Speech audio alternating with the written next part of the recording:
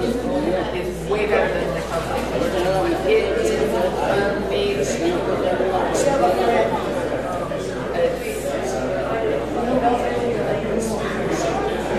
I did private in my class, so it's really tall.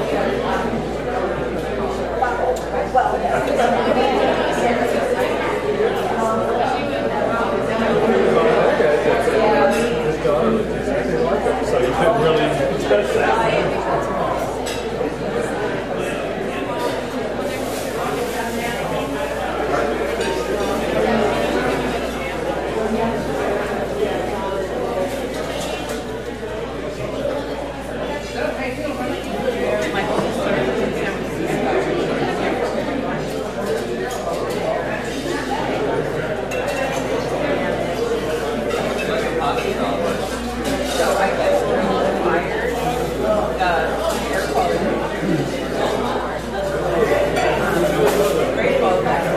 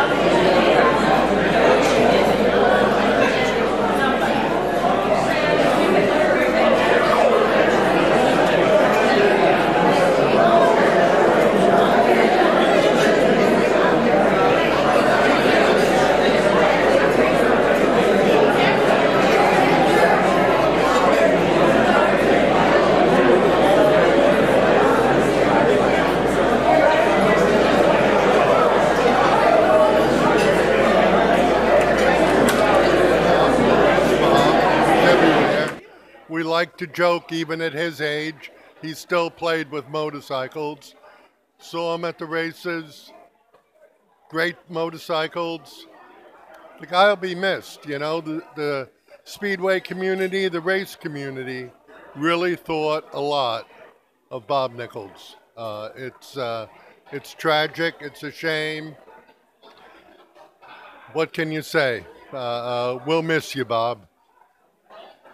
Aw, we miss you, Uncle Bob, and everybody is enjoying themselves just like you'd want them.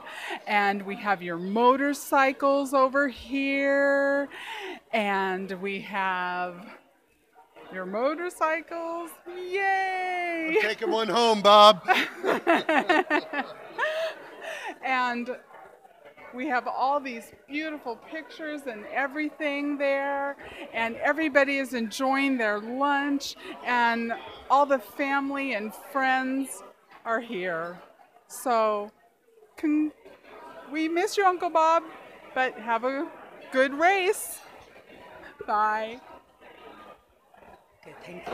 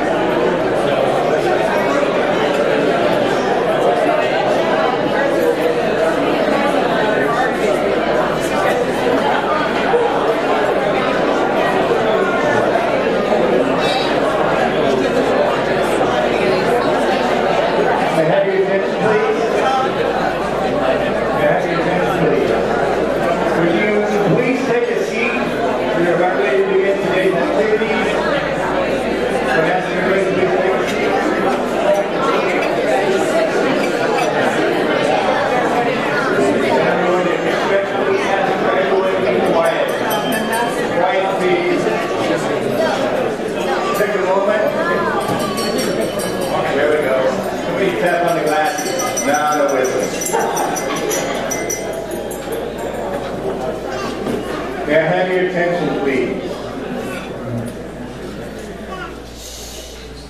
Most of you don't know me. My name is Steve Judith. I am honored to be a member and friend of the family. As many of you know, Bob spent a number of years doing all sorts of things in his life. Motorcycle racing was his passion. There were many other things he did. And for those of you who may not have known it, Bob served faithfully in the armed forces for many years. In honor of those men who have passed in the armed forces, we today have the Army Honor Guard here. So I'd ask you to be in silence for a moment, and Sergeant, when you're ready.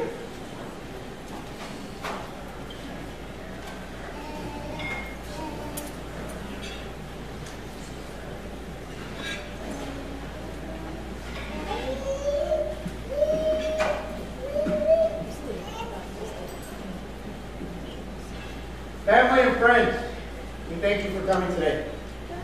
Today's honors will consist of the playing of taps, the unfolding and folding of the flag, and the presentation of our nation's melody. We would ask that for the playing of taps, for all to please stand. We would ask all current and former military, if you would render one final hand salute, and all others, please place your right hand over your heart. Ladies and gentlemen, all who are willing and able, please stand for the playing of taps.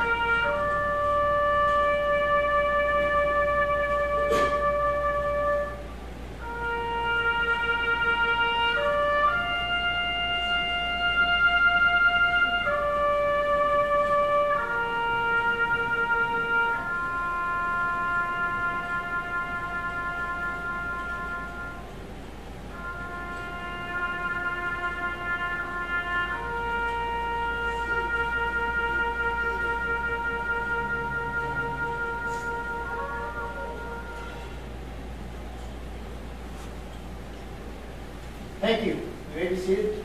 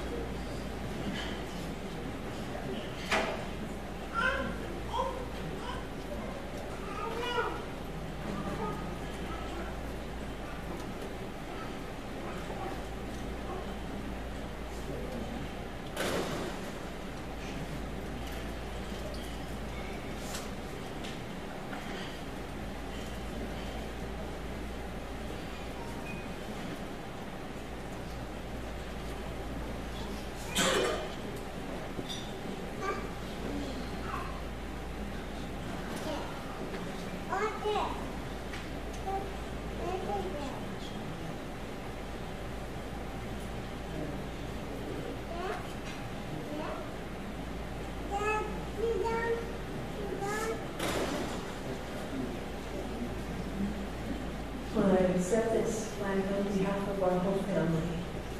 And we're so grateful for the service that you rendered to our country. It was during the World War II era and had lots of stories to tell about that. And he was very proud of his service to our country. And we are as well. Thank you, brother.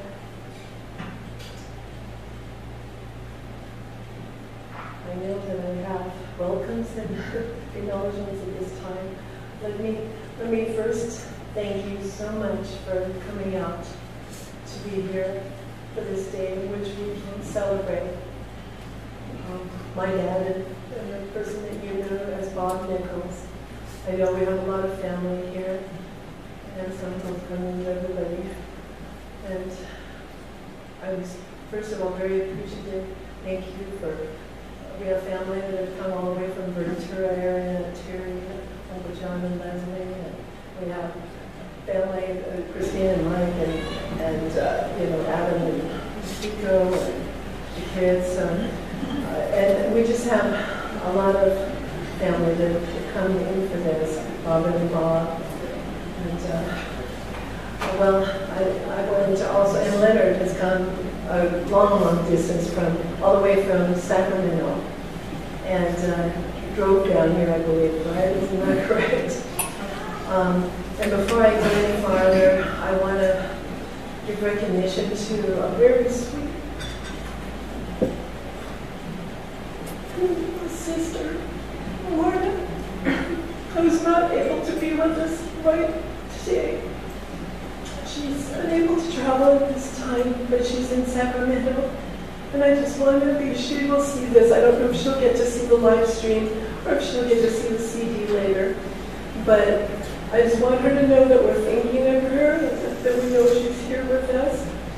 You know, we're celebrating also her dad's life. I want to, introduce that there are many family members throughout here. But Belinda is very devoted and precious daughter as well. This year, grandson Brian is a little bit further back here with his friends that are by his side as well. We have so many friends and family that are supporting us at this time, and we're so grateful and thankful for that. I want to also mention Coral, his granddaughter, and Con, her husband, and the two great-grandchildren that he has, Oliver and Brandon, also are here. I'd like to thank all the many, many, many friends he has that have come from near and far.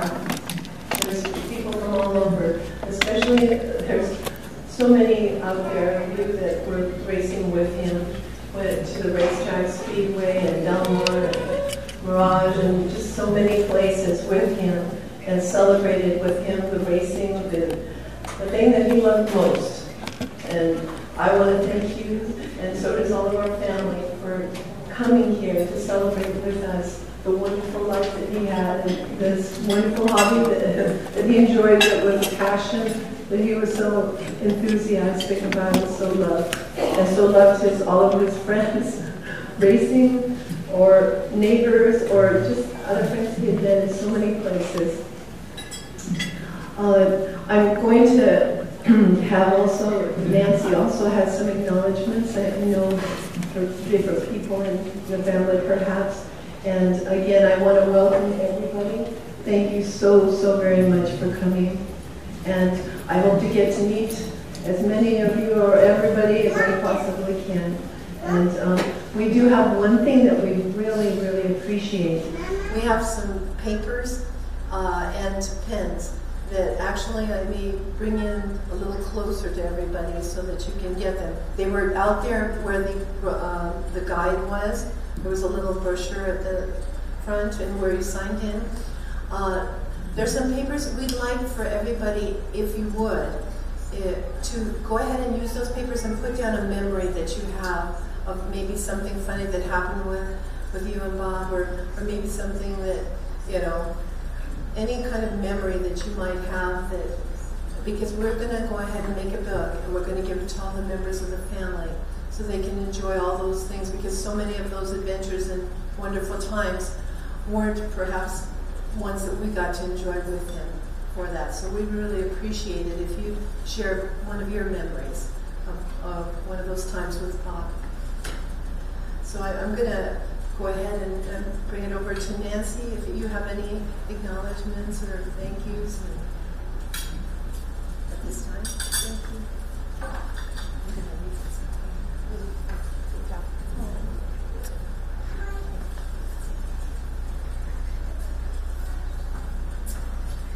Oh, this wouldn't have worked at the house. It has worked out much better, Robin. Thank you for the suggestion to have this here.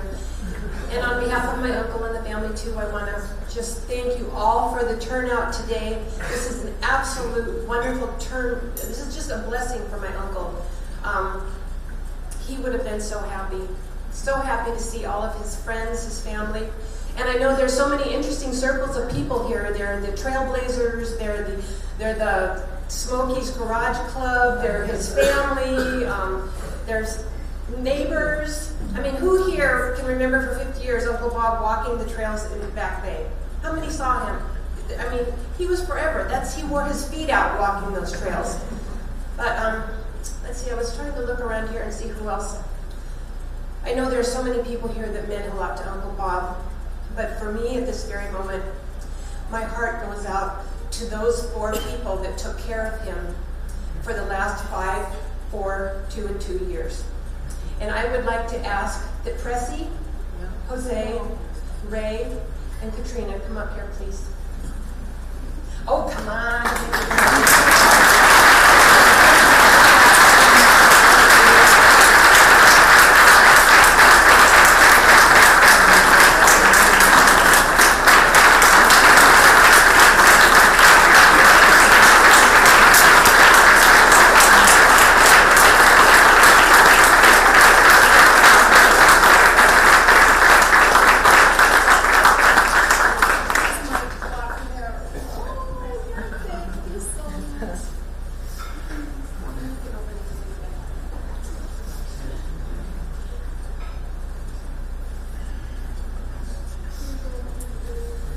These are my angels.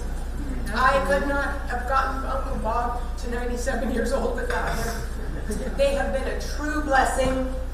I am grateful to Dexter. I don't know if Dexter's here yet. Is he here? Where is he? To the and the Right Care agency that is put. These people never called in sick. They were there 24/7. Katrina gave up the last 4 weekends of her life to take care of Uncle Bob. Who wants to give up a weekend? But by God, she was there. Right. Pressy, oh my God, my heart breaks thinking about how much I owe her. 24/7, 5 days a week with Uncle Bob. Oh, jeez. She deserves a medal of honor.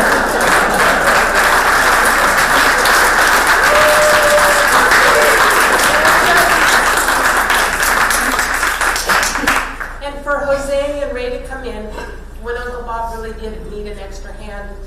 They were blessings in more way than we know. Getting the music up and running, helping Bob with his computer, taking him to the races, just doing anything that was asked and needed, and no one ever said no. Never. I never had to call the agency, oh, by the way, we have a problem. Never. No. It was a blessing, true blessing. So to these people, I hope where they go on from here, that they are blessed with wonderful lives, but they certainly have made a blessing to me.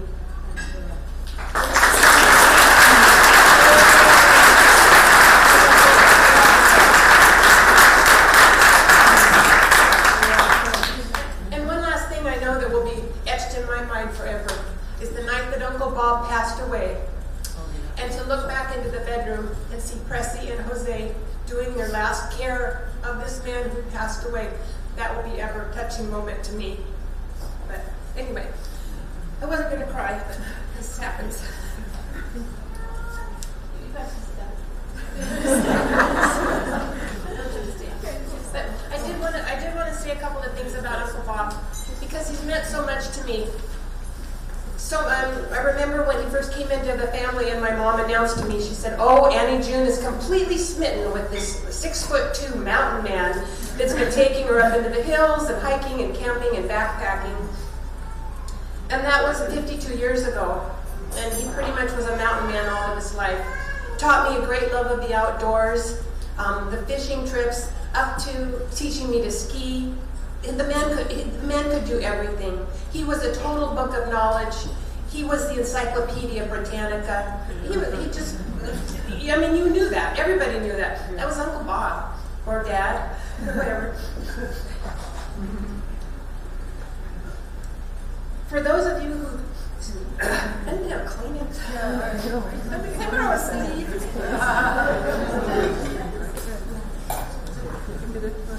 Oh, great. Thank you very much. Thank you. For those of you who have known Bob for a long time, you have to admit, the son of a bitch was damn good looking all of his life. He truly had the Rock Hudson looks. He had the Johnny Weissmuller physique. Yeah. It was amazing. And you know what? You guys are lucky, because I'm going to tell you his secret. Everybody wants to know, how did Uncle Bob get to be 97 years old? Well, in fact, where's Montez? UCI, the 90 plus study, they even wanted his brain tissue samples after he passed, to find out what made this man this man.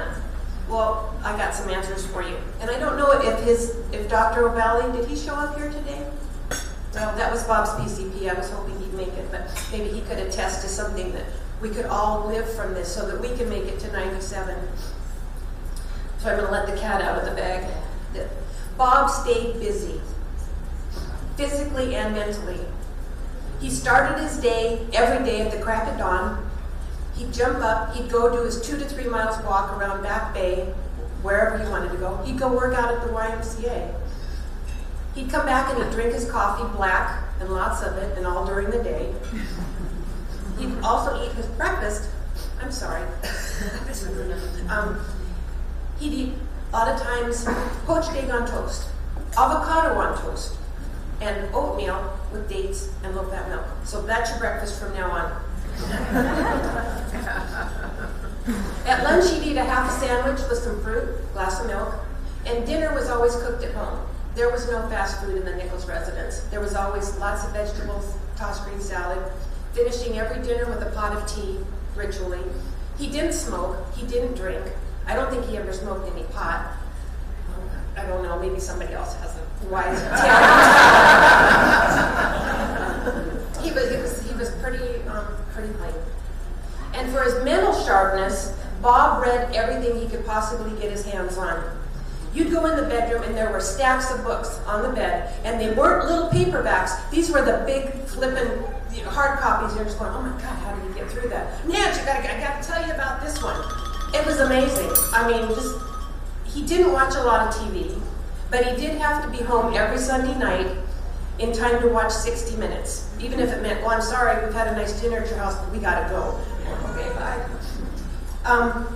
He stayed so sharp, and he was sharp even in the hospital. 2 years ago when he was laying at Hope Hospital with his broken hip, and the surgeon says, calls me, goes, I need to talk to you, and we're going to meet down in Uncle Bob's.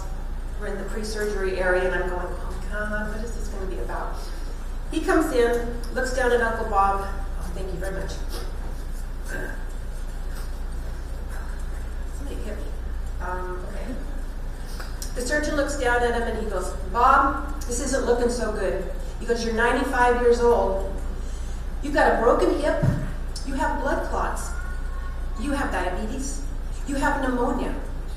This is going to be really tough. And I'm going, oh God, please don't make me step in on this one.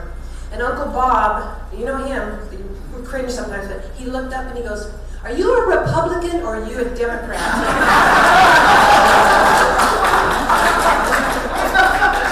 And the doctor looks down and looks over at me, and I'm going, so sorry. I can't be responsible for what he says. But the doctor goes like, he said he was Democrat, and I'm going, oh shit, this is even worse. And the doctor goes, why? And Uncle Bob goes, well, I want to know if I can trust you. And he goes, but I guess I'll forgive you. And then sits there for another minute, and then he goes, you dumbass, let's get this started. Okay, we're going for it. And sure enough, he pulled through that, made it through, just never complained, tough as nails kind of guy. Oh my gosh. And that was the other thing. Those caregivers were over there at rehab and at the hospital. Oh, A+, you guys, A+. Okay, and last secret here. Now to that beautiful hair. How does a man 97 end up with gorgeous hair, dark hair, and everything like that? I'm going to tell you. It was Wild Root. For 50 years, Wild Root applied through his hair. That's your secret. You guys back there spinning, Wild Root. Lastly, I just wanted to say that my uncle was always filled with such gratitude. He had passion for life, passion for everything he did, and he loved each of us. He loved every one of you, and he would always be so glad to see every one of you. That kind of boyish smile, kind of goofy, but oh my God, that was Uncle Bob. And we all have so much to be grateful to him for. If you were in Bob's heart, you knew that when you left Uncle Bob, he respected you, he revered you, and he loved you more than anything. He had the great gift to do that, and I will always be blessed for that. Thank you.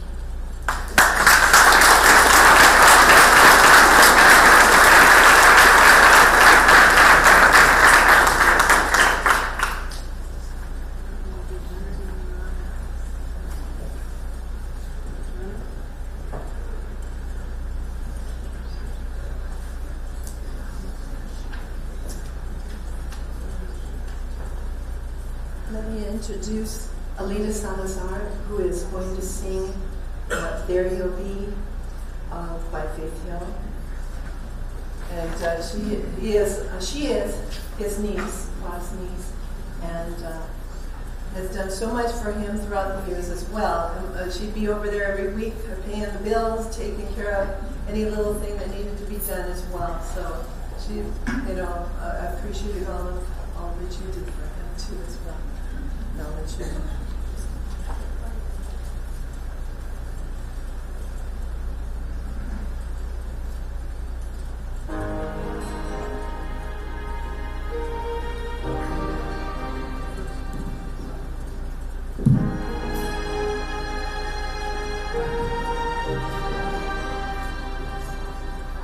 When I think back on these times and the dreams we'll leave behind, I'll be glad that I was blessed again to have you in my life.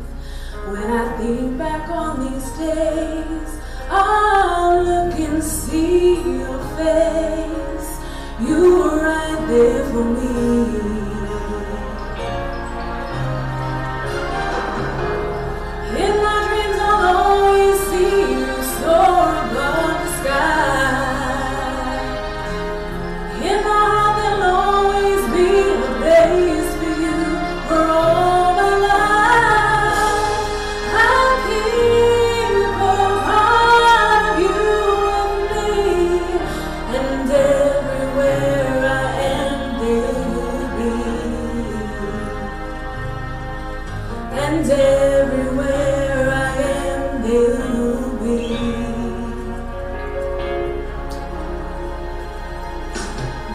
Showed me how it feels to feel the sky within my reach, and I always will remember all the strength you gave to me. Your love made me make it through. Oh, I owe so much to you. You were right there for me.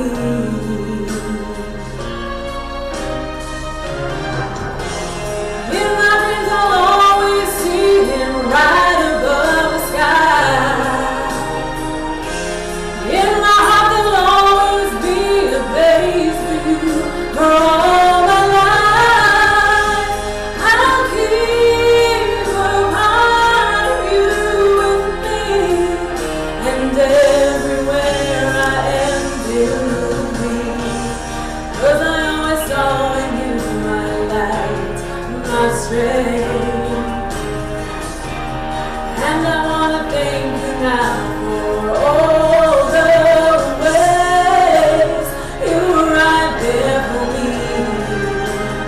You were right there for me.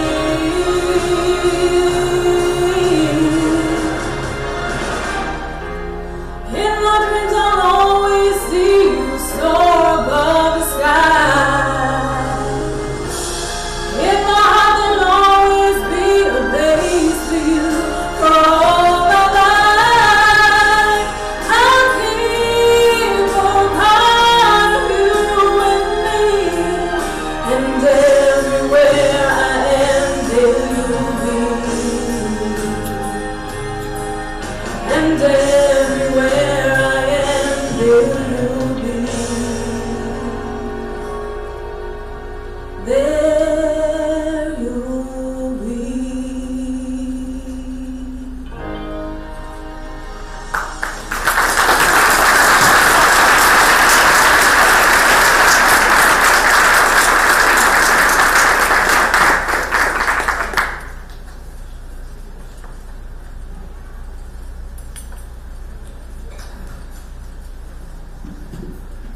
Thank you so much, Alita. That was beautiful.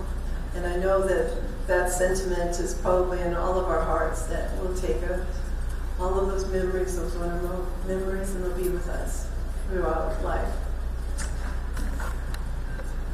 Well, let's see. I did have some more acknowledgments to do. I want to acknowledge all of the wonderful photographs that were photographed, not only by members of the family and others, but also there were many that were by people that were professional, and I want to give them credit that many of the photos that you might see out there of the racing were done by professional ones, and I want to thank them for allowing us to have those in our presentations.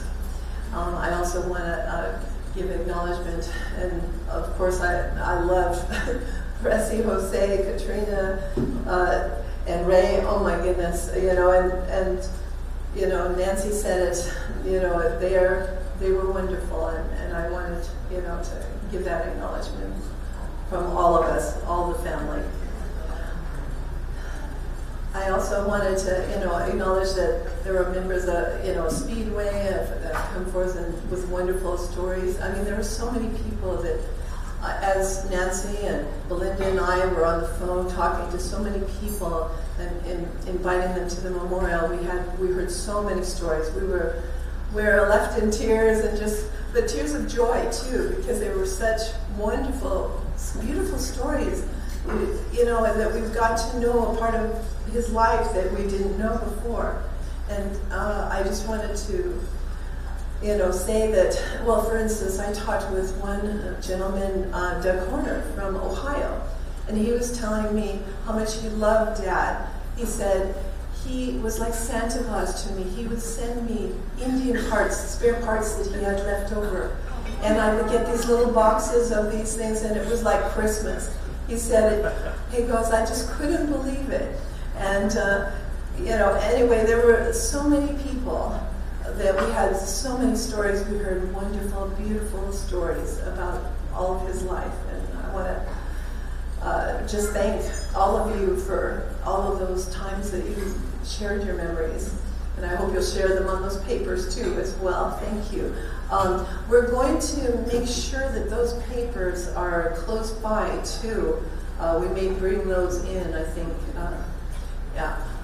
Daryl, my husband, is going to go ahead and bring them in. I think we'll put them actually up here with pens and all of that.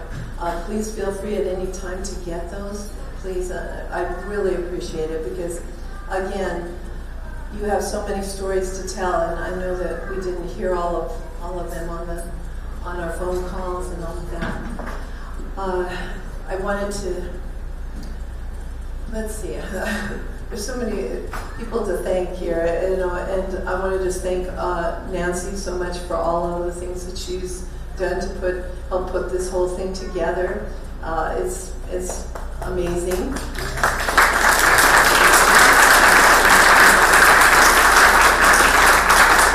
And I want to thank Belinda also. She was helping so much to get a hold of so many people and get, you know, connections to websites and things so that we could get. And I have to thank also all the racers. Jim Otley brought in the bikes today. They are beautiful. We have them right back there. We haven't seen them. We have got to see those. Those are his beloved, I would almost say like his pets or his children, his extra children, you know, those bikes. You know, he loved those with a passion. Absolutely. And I know Nancy probably was going, oh no, not another part for your bike. You know? But he loved those. Oh, goodness. And anyway, I know some of you don't know who I am. And I wanted to, and that's what I'm going to do right now, is, did everybody get a little brochure too? Because I wanted to also thank Richard Parks, who also did biography on Dad. And it's in, yes, Richard Parks is here. Would you stand up, Richard?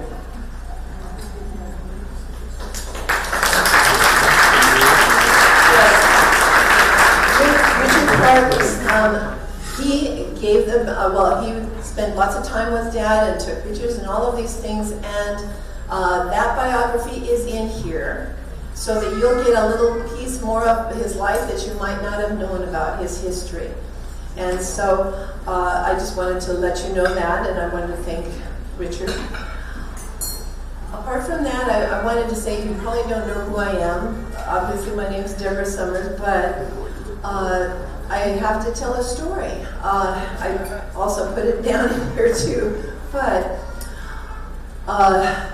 2015, all of a sudden, I'm gonna have this here only because I know I may get distracted off of my train of thought, but I was gonna say that all of a sudden I received a phone call. And well, you know what? Maybe I'm gonna back up a little bit because I'm getting ahead of myself here. Father's Day in 2015. Bob Nichols, and I'm going to go in the third person here. Bob Nichols showed his daughter Belinda a picture of a 3-year-old girl with a head full of curls on an old Christmas card. By the way, I have a copy of that card in the back on one of the posters. Belinda, I want you to stand up. Because you absolutely, I want to thank Belinda because Dad put a very large task in front of her and had the faith to believe she was going to be able to do it. And you know, she's very good at that. She's good at finding things out, searching for things. She's absolutely fantastic. So what I wanted to do is tell you that Bob Nichols looked at her and said, "Does she look like a Nichols?" and showed this picture to her. And Belinda responded, "She looks like Shirley Temple." Then Belinda said, "What do you want me to do, Dad?" You know, and he goes, "This could be your half-sister. I want you to go ahead and find her mom and ask her some questions, and I want to ask her about this girl. What did she tell her?"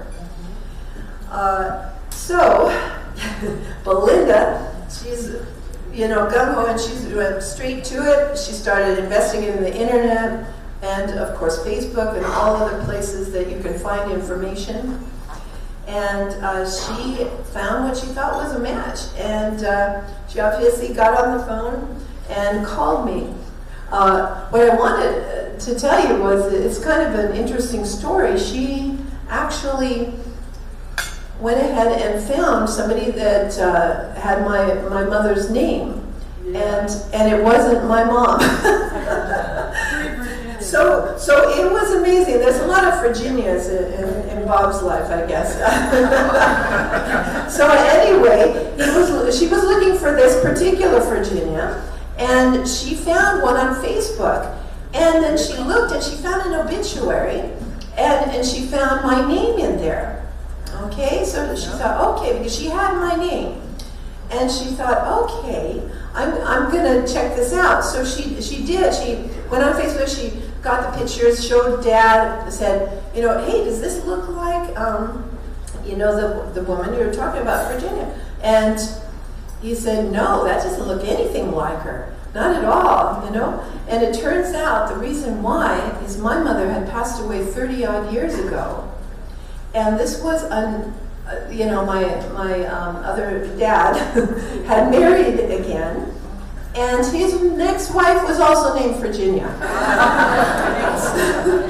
So I don't know if it was fortuitous, good, bad, or otherwise, but somehow you know, she was able to find me, even though it wasn't the right person. It was amazing. I have to say that it must have been, you know, there's many ways to say this. Kismet, God's will, whatever it was, you know, it was meant to be, I guess, you know, because she did find me. All of a sudden, I received a call. I was in Colorado on my way to a wedding, and all of a sudden, I have this person that I don't know, named Belinda, asking me about my mom, and I was kind of like, oh. And, you know, basically she was trying to find out if she could get the number, and she could go ahead and give her dad the number, and so he could talk with her, kind of have some conversation. Well, unfortunately I had to tell her, I'm so sorry, my mom had already passed a long, long time ago. And so she thought, you know what, my dad would love to probably talk with you. Would you do me the favor of going ahead and calling him? And I said, sure, I will do that as soon as I get back. And that's exactly what I did. I called him, we had a wonderful conversation. But again, she said, when she first contacted me, she said that this was a friend of my mom's from work, you know? And so you know, and so she goes, you know, I know that he would love to talk with you about your mom. And I myself was thinking, oh, this is a great opportunity for me to learn something about my mom that I may not know, because this was a time period way before I was born. And so I go, okay, hey, this is great. You know, so I talked with him. We talked about, you know, she worked at McDonnell Douglas. He worked at McDonnell Douglas. He was their boss. You know, and they, you know, share different information back and forth. And he goes, oh, I'd really like for you to come on over, and I'd like to meet you. And I thought, oh, okay, sure, that sounds nice. Okay, I'll do that. You know, so we set up a time, and I went ahead and went over there. And and Belinda, she was wanting to find out right out the gate. So she met me at the dorm and said, what do you think about this? What do you know? You know, and I thought, well, I don't know anything yet, you know, but there's a little thing I have to interject here, that long ago, my mother, just before she passed, had told me something. She had said, I don't know who your dad is. And I go, what? You know, and she wouldn't tell me anything more. That was it. You know, she didn't want to discuss it more. And again, in that time period, I think it was something, you know, you kind of, you know, don't talk too much about those kind of things, you know. In any event, you know, so I had that in my mind for many, many years, and I had pushed it away and put it aside thinking, or dismissing it, thinking, well, I don't know, you know, I mean, you know, who knows, you know, maybe she was just, you know, anyhow. So, when I came over that day, Belinda met me at the door, and she, like I said that, and I told her, well, you know what, Belinda, well, my mother had told me this when I had first, you know, just before she passed. And so she looked at me and goes, okay, you're right on track, come on in, you know. So basically she, you know, obviously knew something I didn't at the moment, but I was making a connection, because even when I heard her voice back in Colorado, I thought to myself, oh, this is so strange. And for whatever reason, it came back to my mind, what my mother had said. One simple statement, that was it, you know, that's all I had. I never had a name, I never had any information, nothing, you know, so it's not like I was ever going to be able to find anything out. So in any event, when we came in, Belinda introduced me, oh, here's your new daughter, and so you know, anyway, he went ahead and he shook my hand, and we started talking, and the story came out that, you know, they had a little workplace romance, obviously in the lunch hour. And so, I guess you can cram a romance in a lunch hour. So anyhow, anyway, so yeah, he was, you know, he told me all kinds of things. I mean, you know, she had bought him even presents, you know. In particular, she had actually bought him a gun. I was like, wow, I didn't know that. That's interesting, you know. So in any event, we talked about so many different things, and you know, but again, the question came up: does she look like she's a Nichols? Does she look like a family? And I thought, you know what? It's kind of interesting because I look more like my mom. So that wouldn't have really told us much maybe about my paternal side. And so I go, you know, I only think the only way you can really tell is with a DNA test. So we went ahead and had the DNA test, and the results came back, 99.91%. So I go, wow, I guess that's a match.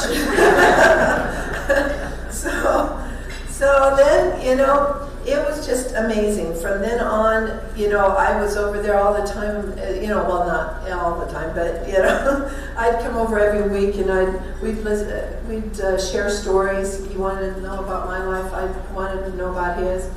And, it was a wonderful, wonderful thing. And when I wrote this and said it was Dad's gift, and I really believe that. It was Dad's gift to not only myself, but to all of our family, because what he did was open up an amazing door where we were able to, I was able to meet my sisters, my cousins, nephew. I mean, I got to know another part of my family, and it was beautiful. And the thing is I have to say thank you to all of my family, because they opened their arms and welcomed me. There was no judgment to any of us. It was beautiful, you know, and I want to thank them for that. And our family was very small. It was just me, my daughter, and my husband, and thank you. Probably need that too. And you know what? Exponentially, it's grown, you know, to this wonderful, huge family now that I have. And that was Dad's gift to us. He didn't probably know that. He sought me out. He wanted to know things. He wanted to find out what was that all about. From this Christmas card that, oh, I have to tell you, he's had that in his drawer for years. First of all, it was actually at his original home, and Belinda actually found that. It was the most amazing thing. She found that, took it to Dad, said, "Who's this?" He said, "Oh, it's some old friends of mine, you know," and put it in a drawer, desk drawer. All of a sudden, he must have brought it out again just before Father's Day, and looked at it and decided to tell Belinda, let's find this person. So I kind of wanted to let you know what my story was, because obviously I wasn't there from the beginning. But daughter nevertheless. Now there's three of us, the three musketeers, I guess we can say now. But I want to let you know that, and I wanted to thank my dad. I thanked him. I did thank him for doing that, for finding me. There was no way in the world I would have been able to find him. I had no names, no nothing. I didn't know anything. I didn't even know at all. You know, I didn't know if that was even true, what you said. So I did. I thanked him, and I'm just really blessed to have this family that has opened their arms and their hearts to me. And I want to thank them for that. And again, to all of his friends that I've been able to meet, the neighbors, the racers, just so many wonderful people that I've even talked to on the phone. Thank you so much. I really appreciate that. I know that I'm trying to get back to, there's going to be some sharing, you know, because there's so many people with wonderful memories, and Leonard is the one I have next. And he is the husband of Marta, also one of Bob's daughters. And so I'd like to ask him to come up at this time and share maybe a particular memory or whatever he'd like to share. Absolutely.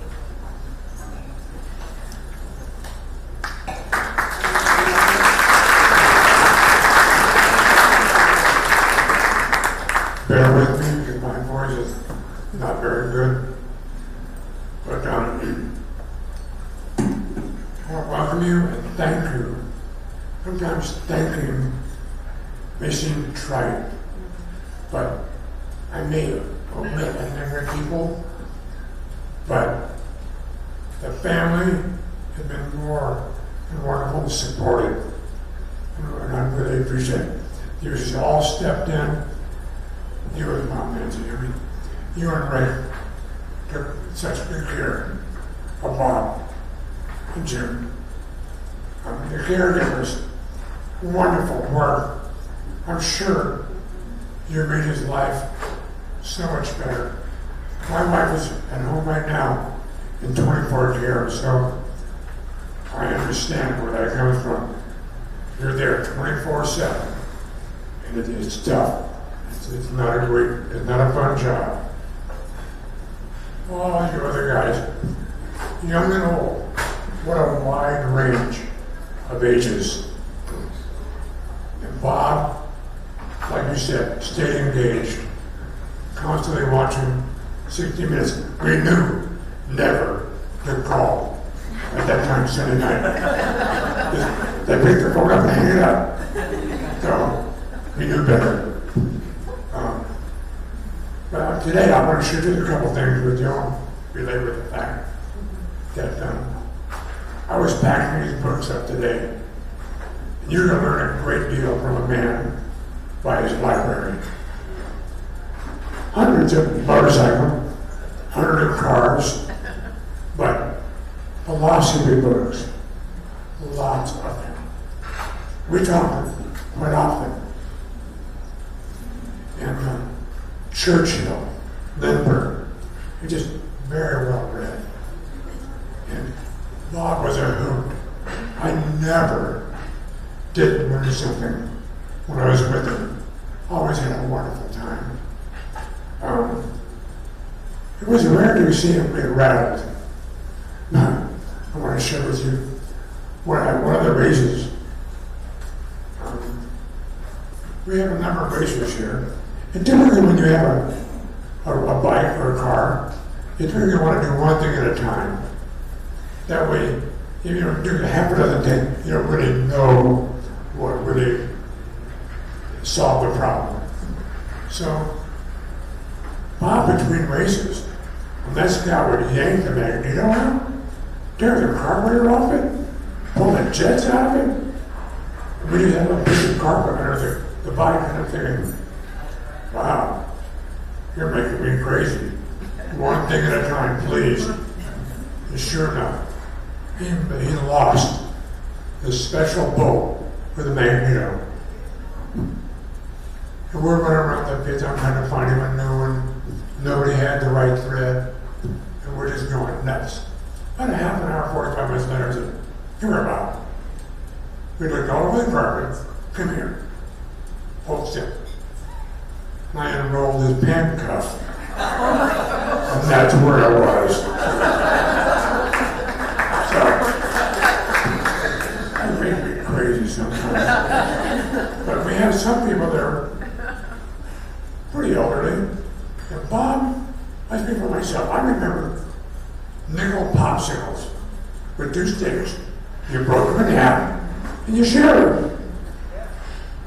Bob, I found him today to an old race at Lincoln Park for $1. Are you kidding? It cost $5 or $10 a pair. So, Bob and I, and both his brothers were there. We went to the Del Mar race. Both his bikes were there. But we got there a little bit late, and Bob wanted to be in the pits. They closed the pits right on time. None of money couldn't get you into the pits after that. Bob was getting in that pit. And he wasn't going to pay. He wasn't going to pay for parking. We drove around for about a half an hour and found someplace way out in nowhere, free. And here's a guy that's, I don't know how old Gordon was, probably 72, and then John and Bob close to 80. We're running around out there in the dark. We found the gate. There was just a little bit of a jar. 3 guys screwed through there for us. And we're sneaking around out in the shadows, climbing over hay rail to get into the pits. And here comes a security guard. Oh, I'm not liking this. I just left this lobby. I had a lot, I did very well. I had a lot of money in my pocket. I don't want to go to jail. And the guy said, well, hey, my bike's over there. That's it, right over there. The guy cut us some slack, let 4 of us in for nothing. But he didn't want to pay. He just, nothing is cheap. He just, the old wasn't like the old days. So, like I say, he was young and old alike. I see a lot of speedway guys out here. Sometimes at Jack's garage. Sometimes you may, as you get older, kind of lose your social graces and kind of butt in. But people were more than accepting and all inclusive. young and old alike, neighbors would come over and do machining for him, paint his pipes for him, take him to Speedway. And I'll have Bob didn't own a pair of pants that had a belt loop in the back, because that's how you lifted him up, get him upstairs. I'll tell you what a horrible way to live with a permanent wedgie. I'm glad you're all here. I speak for myself. This is not a sad day for me. I mean, 97, what can you say? Had a good long run. Like I said, the two biggest words, passion and enthusiasm. And he living every day to the fullest. So, thanks again for putting up with me.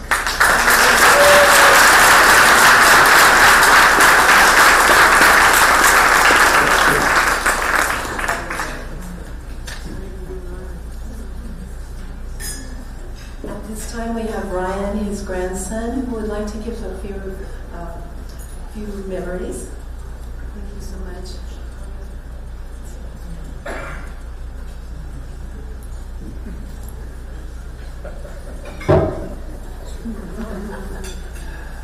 All right, 97. Finally. Oh my God. These are my jeans. I think I might need to make some radical lifestyle readjustments. I seriously thought he was going to outlive me at one point. But well, I mean, what do you say? Like, what do I stand up here to tell you guys that you don't know? I don't know your guys' stories. I want to hear those. You know.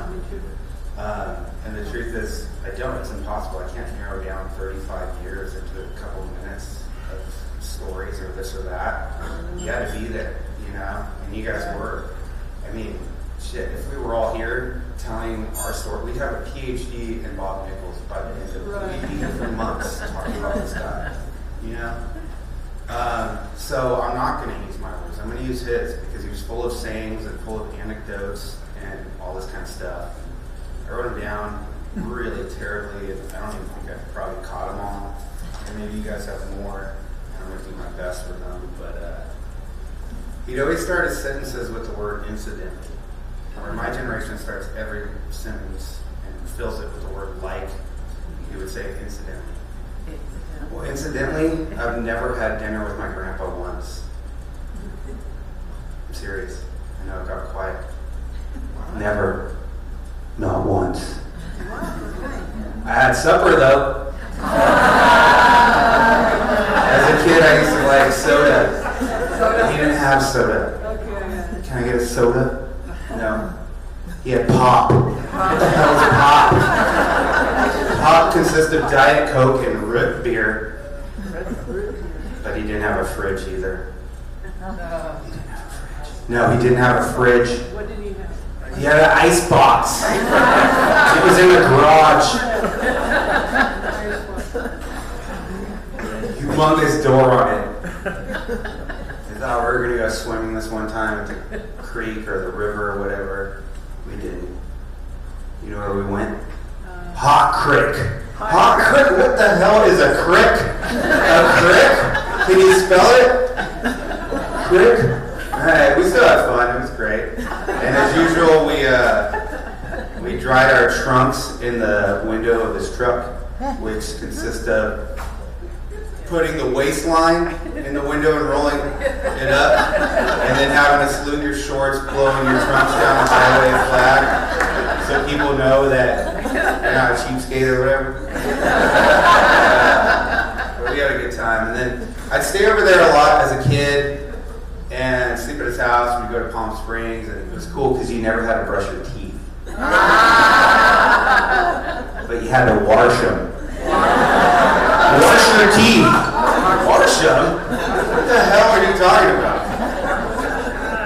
Go take a bath. Use a washcloth. A washcloth? What the hell is a washcloth? Alright, sure, whatever. As he got older, he'd ask him how he's doing. How you doing, Bob? How you doing, old man? ventilating. Vertical and ventilating. It's a good way to be. And then he'd always cap it off by saying I coined the phrase. Yeah. Okay, I know, I just heard you say it. You're trying to make money off this thing? I don't have very much there.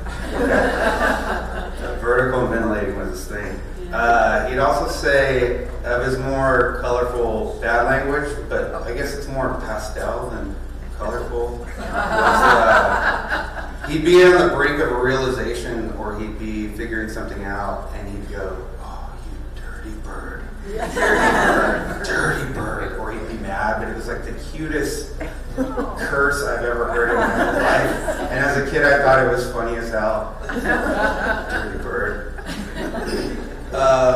If you were to describe somebody that was maybe, say, like this bleeding heart liberal, or this bleeding heart such a this or that, he came up with his own version of that, and it was of the first water. Yeah. And I thought it was hilarious as hell. Right, Belinda? Right. He would say, "Oh, he's a liberal of the first water. Oh, he's a dumbass of the first water." Really? He goes that far back, huh? He's got to be good. Yeah, yes. He'd also say that soft food makes soft people. I think there's a big truth to that. There's a generation of some pretty soft people out there. Eat a steak, get over it. Do you want a coffee? Yeah. How do you like it? Cowboy style. What's cowboy style? Black. Okay. Cowboy style. I think that's all I got as far as his anecdotes and phrases. I'm sure there's a million more. I'm going to go sit down and think of like 100 of them. Yeah.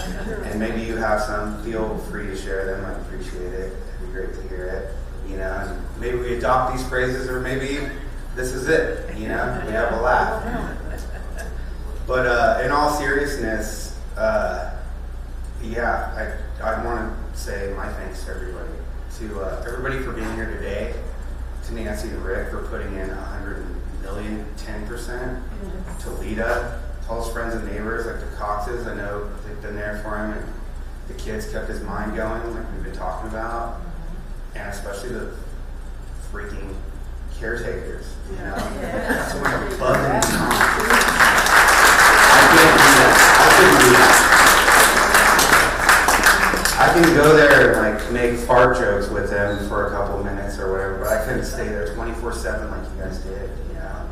And you went above and beyond, you know. Pressy, you weren't even a caretaker at one point. I just considered you a part of our family. Yeah. You know.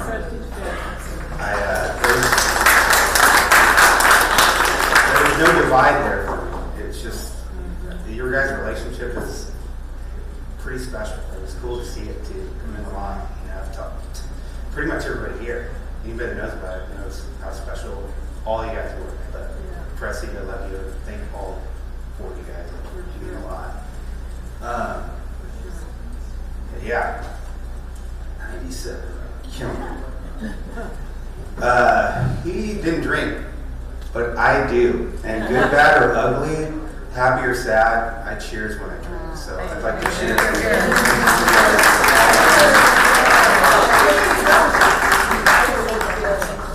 I'm gonna miss you, you dumb bastard.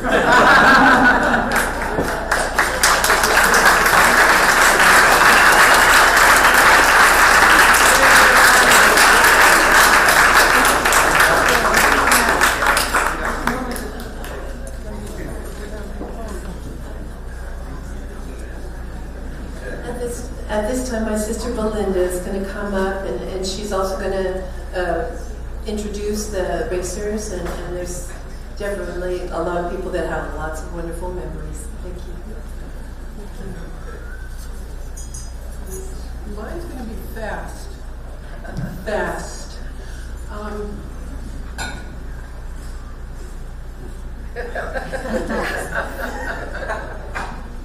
I want to thank Nancy, testing. Yeah. And Alita, and I got it. And the caregivers, wait a minute, I only had one pithy polished statement. I was going to introduce myself as I am circa 1947 vintage Indian motorcycle owner's daughter.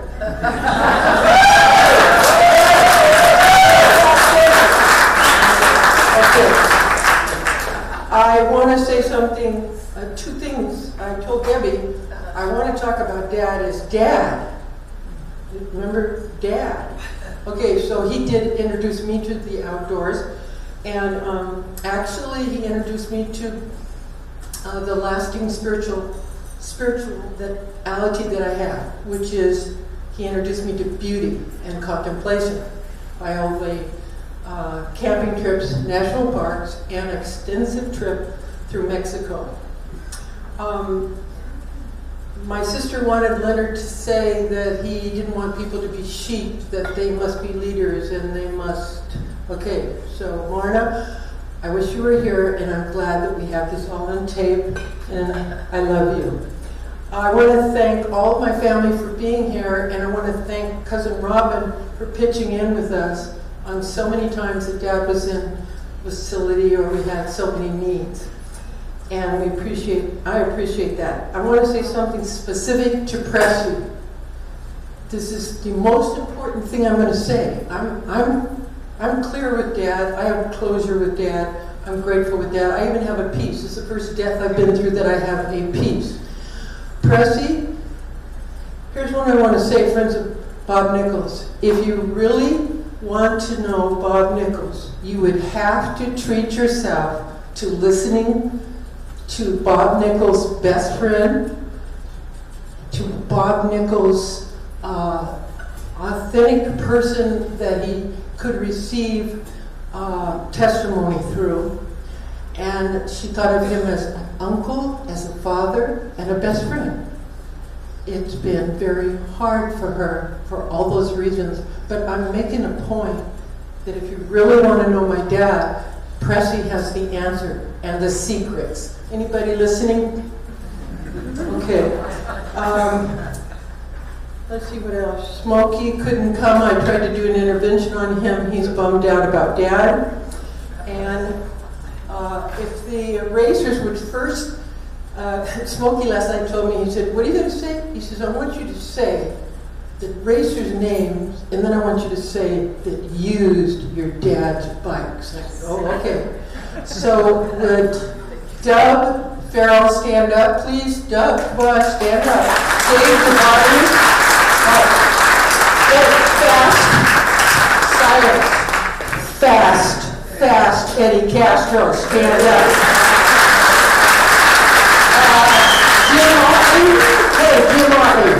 He's, by the way, this guy has done so much work for our family. I think I talk to Jim Otley every day, many times, to round off where we're at. So now, if, let's see, Doug, would you come up first? And then Dave will come up right after you, and Fast Eddie, and then Jim Otley will wrap it up. Thanks for what you've done for my dad. Thanks, Nancy, for putting on this beautiful party for your uncle. And it's good to see everybody, especially, like I said in the beginning, the family, including Susie from San Francisco. Give her a gas voucher. Okay. Go. Thank you. I just wanted to say a couple things about Bob that I get kind of emotional, all right? Because I just had bypass surgery.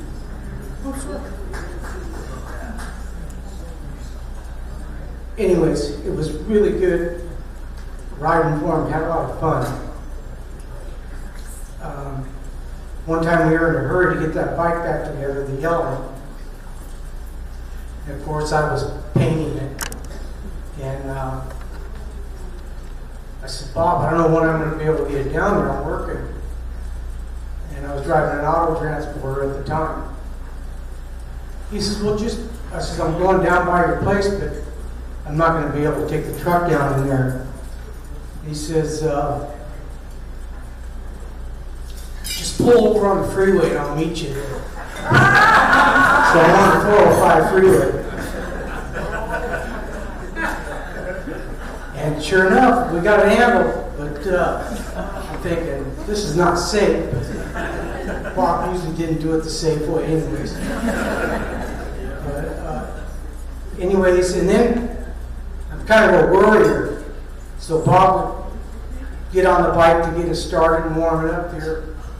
And we're up at Ventura and look over after he gets it started.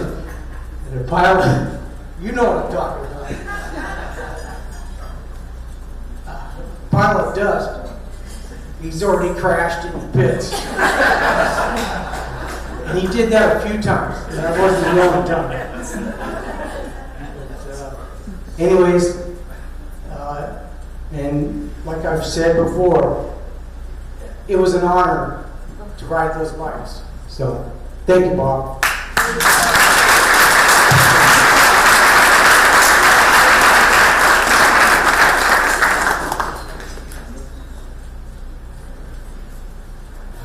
All right. My name's David Varney, and I've had the privilege to know Bob for 25 years.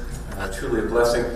Kind of happened to another, mentor of mine, Pop Stanley, and so we started racing in Ventura back in the early 90s, and I was racing for the shop and whatnot, and help him, pop up in Ojai every now and again, clean the garage or whatever I could to stay close to him and find out what's going on. So he says, hey, there's a guy down in Newport Beach you should go check out. And I go, yeah. He goes, yeah, Bob Nichols. So I get Bob's number, I call Bob, and we chat on the phone for a little bit, go down and visit him, and then the first pictures I took were these ones here, and on your program there, that was when I met Bob. Right. So we were bench racing from the get-go, and I go, hey, we should take these things racing, and he goes, well, that's a good idea. We should do that. And so 94, we decided to go racing, and so raced for him till about 2004, I think it was, when I blew up the big base, the red one, out of Willow Springs, and it was a long run, so we probably should have pulled that bike apart years before, but we didn't. And Bob had everything lighted. I mean, he drilled everything, so it's kind of like you throw the pistons up into the air and they would flutter down like a feather. So it was probably a time to rebuild it, but I'm trying to find all these little parts to put the motor back together. And Mulder says, get the hell off the tractor, Marty! I go, okay, so that was into that motor. I think it's in the garage somewhere at Bob's place. But anyway, Bob and I had a great run. We traveled to Davenport, no, not Davenport, but to Steamboat Springs a couple times to race out there. I'd leave the Laguna Seca and then ride across to Colorado, and Bob and June would be there with the trailer, and I'd get off my bike, and then we'd go racing, and we had a ball out there. The bike sometimes ran really great, and when it did, we were on the box, and when it didn't, we were in the pits, which is the pits. But it was great times with Bob. Bob was an amazing man, and talked about Lions as anecdotes with Bob and I when we talking about other races, designs and what's doing this with the other bike, and Bob would say, "Oh, that stupid son of a bitch," It was kind of like if he's doing something that Bob wasn't doing, "You're a stupid son of a bitch." But he always said it with a smile, and he never meant it. But truly an amazing man, and very blessed. For sure. We had a pretty good race tally. We got like 11 first, 20 seconds. A lot of those seconds were behind Eddie. Half a dozen thirds, and then we got a couple fastest Indian awards. And then with Eddie Mulder's, we got seconds and third, but we didn't run very many races, or we probably had much more. But Bob was a great tuner, a great man, truly a blessing to be a part of his life for the 25 years. So I'd like to end with a little poem because, Bob was an Indian man, so you're his tribe, and so this is kind of the wigwam. Yeah. And so here's a little poem, so any Harley guys don't get offended. Harley Davidson made of tin, ride him out and push him in. Nothing runs like the Indian scout or the big brother, the chief. It was those Harley Davidsons that caused the grief. Church, thank you very much.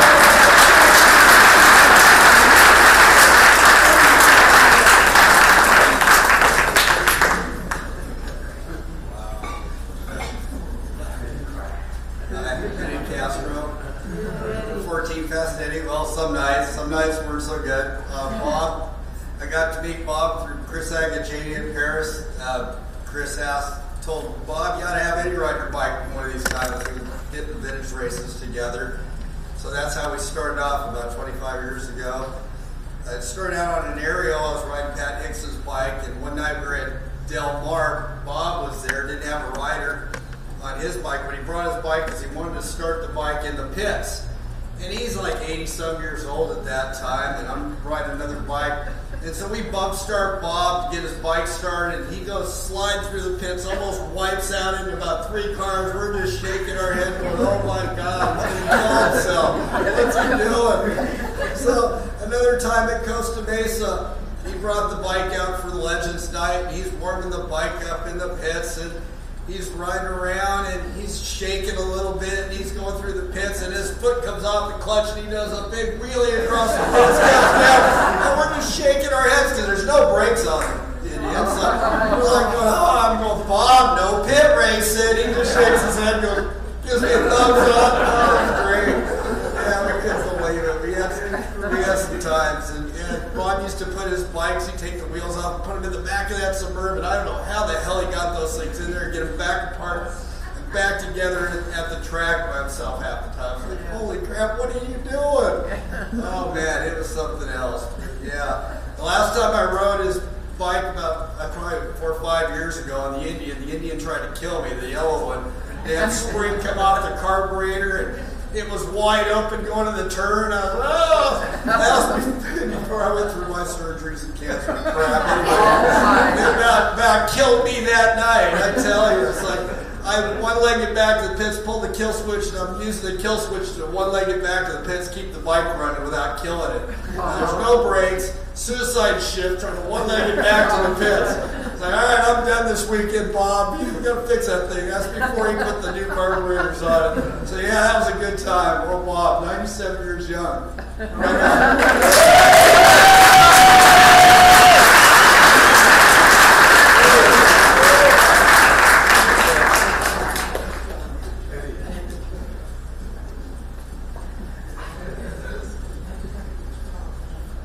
Okay, I'm Jim Otley. I've been the one riding the bike since Eddie decided to quit that night. It was a 2-day event, and that was a Saturday when Eddie had all the problems. Bob was there for both days, so he comes up to me on Sunday and asked me to ride it. It's the second time he'd asked me to ride it. Back in 2006 was the first. And it's like, I would be very honored to ride your bike. So I went out there the next day, and it had some problems. Fortunately, I didn't have that stuck throttle, but it was shortly thereafter that we decided to go a different direction, and Ron Wood snuck that Delorto carburetor on the first one, and we got it working right. It took us probably about 5 months to get all the bugs worked out, and I first met Bob when Dub was riding the bike, and Dub used to say that it was as fast as anything on the racetrack. It just didn't finish a lot of races. So that's where he got discouraged and didn't want to ride it anymore, because it wasn't satisfying to be in the pits, as Dave was saying earlier. So ultimately, once we got all the bugs worked out, Bob used to always want to go against other Indians. I said, why are you setting your sights so low? And this is as fast as any of the brakeless bikes out there. So we went out and started racing against all the brakeless bikes, and within 5 months we started winning a whole lot of races. And I've been blessed with the honor and privilege of riding that bike. It's a true piece of American history. Bob has been a tremendous friend, treated me like family. I never grew tired of listening to his stories. There's times where he finally would get so tired, he'd just tell me, it's time for you to go. It was really interesting at the races when people would come up and tell Bob that, those bikes really belong in a museum, and his response would be, it's a race bike, it belongs on a racetrack.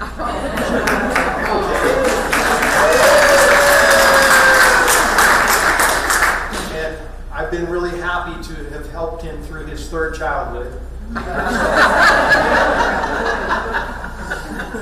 here earlier this year when he was across the street from Hoag Hospital, and they were talking about releasing him to hospice because he wasn't doing well. Smokey and I smuggled the 2 bikes down there, and we tried to get him out of the bed to take him outside so we could start him up. And his ribs were hurting too bad. We couldn't get him out of bed. So ultimately we closed and blocked the door for his room, which was directly across from the nurse's station. We opened up the window and wheeled his bed over to the window.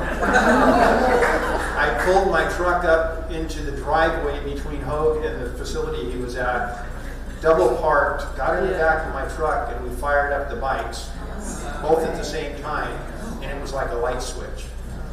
And he lived another several months after that because all of a sudden he's ready to go racing again. The day before he passed, we spoke on the phone at length, and I was going to be taking the bikes down that Saturday once again so he could twist the throttles on those bikes again, because that's what kept him young, vibrant, excited, and ready to go racing. So when I had got a call the week before from his home number, I've sat on a jury for 7 weeks, and I was in the jury box when it came in, and I'm thinking, oh no, that's not going to be good news. When I broke for a recess, I played the message, which I still have on my messages. I played for Nancy yesterday, and it was like Bob was his same old self. It's like, oh, no, that's not important. But, yeah, just give me a call when you get a chance. I don't know how things are going. What's our next race? I mean, he just loved those bikes, and I really am honored to have that privilege of riding the bikes these last few years. And thankful that Leonard wants to honor Bob's wishes and keep the bike on the racetrack. Next year, we're actually going to go try to go all over the country and see how good it does, not just in California, where it's won a whole lot of races in the last few years. Bob said he has more consecutive wins, I think, than any Indian in history now. But that's all thanks to everything that he's done. I mean, once all the bugs were worked out, I actually raced at City of Industry, and they wouldn't let me switch to my modern bike. So they made me race the hand shift class, the brakeless class, and the modern twins class, which are all brand new motorcycles. And it's like, but I have no brakes. Oh, don't worry about it. It'll be fine. I says, but there's 15 bikes out there with brakes, and I have no brakes. Well, I got the whole shot, and it didn't matter. So we actually was multiple on that.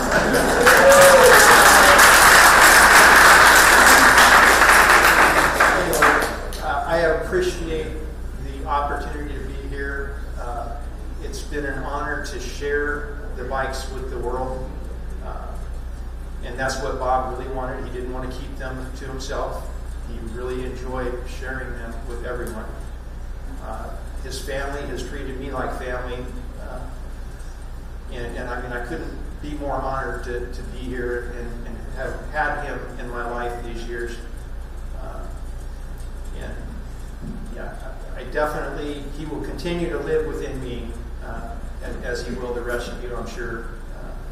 This is a celebration of his life, and he's not forgotten for sure. So thanks again.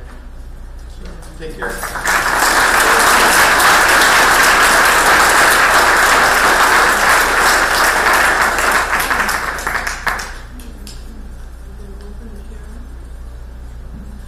Well, I know at this time I put on the guide that we would have a community sharing time, and I know there's other people that have asked that wanted to share it, and I'd love for any of you that would like to share to please come up to the podium.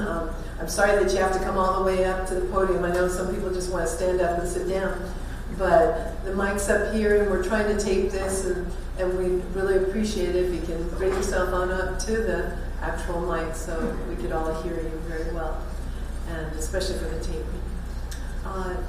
Again, anybody that wants to come up, please come up, and we'd appreciate it so much. Thank you very much. Are you going up, Anne? You can beat her up.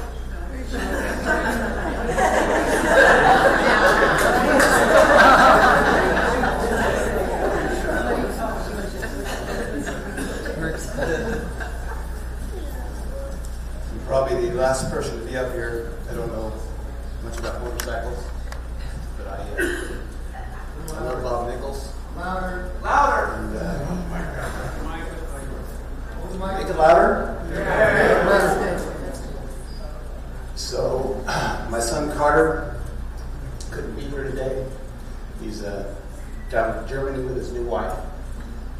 But he related a story to me about the escape from Crystal Cove. Trailblazers. I don't know anything about you guys. You raise your hand if you're a trailblazer.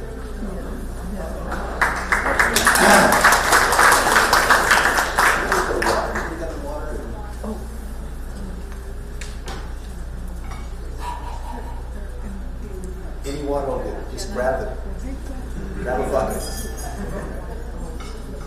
Sorry, just give me the bucket, right?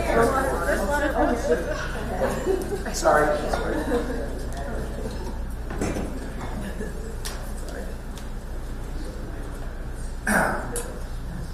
So, this is kind of a story about love. And nobody loved Bob more than my son, Carter, and Chris. 3 boys that went through his college. So this story, one day my son called me and said, Dad, Mr. Nichols has been telling me about this Trailblazers get-together. This is in 2013. Bob is 92. And he tells me the story that, Dad, I talked to Crystal Cove and told him he wants to go to this Trailblazer annual convention. Okay. He said, I talked to Crystal Cove, but they said, no way. We'll take an ambulance, we'll get a doctor, we'll do everything. No. I told Carter, it sounds like that's the deal. And I said, you don't have any crazy thoughts now, do you? About taking this guy out? No. So, I guess old Bob, he calls Carter the day of the banquet. He says, Carter, I need some clean socks and underwear. And Carter's thinking, this sounds so strange. Okay, I'll be over. He's in the restaurant. A couple minutes later, Bob calls him to say, and bring the Suburban.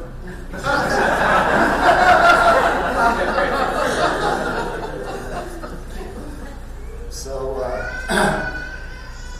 Carter calls me and said, Dad, Bob is saying that I don't take him. He's going to drive himself. He's got one leg, the hip's broken.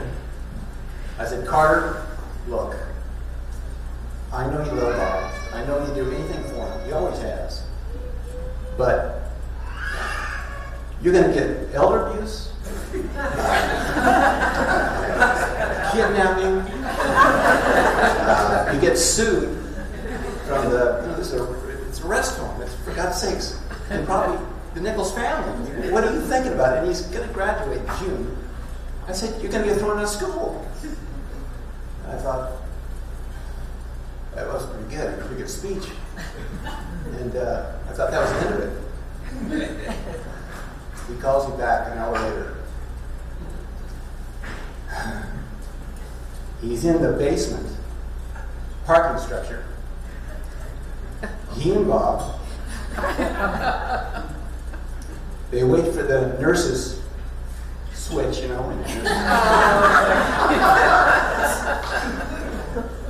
he and Bob, first he has to get him in a wheelchair. And they scoot out the back door, down the alleyway, into the parking structure to hide. You know what? Carter calls me, Dad, I couldn't help it. I had to do it. I said, Carter, you're crazy. He said, I got to do it. I just want to let you know. I hope you got a lawyer. Honest to God, Carter, he was scared to death, but he just figured you got to get a lawyer. They made it to the convention. Guys, great. This must be a great show. Down in the parking structure, he actually changed Bob's pants. I was telling him, Bob, and he had to take his comb Changes his pants, gets him in that vehicle, dresses him, whether he showed up, he wasn't going to wear his garb, so he gets there, and Carter said he got a phone call. This is the fact. Carter said he got a phone call. He was there. He said, who's calling Bob at this time? All he heard was this, and I had to write this down. It was so precious. I'm thinking, I can see the headlines, 92-year-old, sorry, I can see the headlines the next day, 92-year-old makes brazen escape from Crystal Cove. And Carter gave me the words that he said. He's looking at Bob, he answers the phone, he says, well, I guess you're just going to have to call the cops. And then, I guess you're going to have to call the cops, aren't you? And Carter says, he said, I asked Bob afterwards, who called? He said, is Crystal Cove here? The dumbass folks from Crystal Cove. I thought I'd give that story, but much welcome.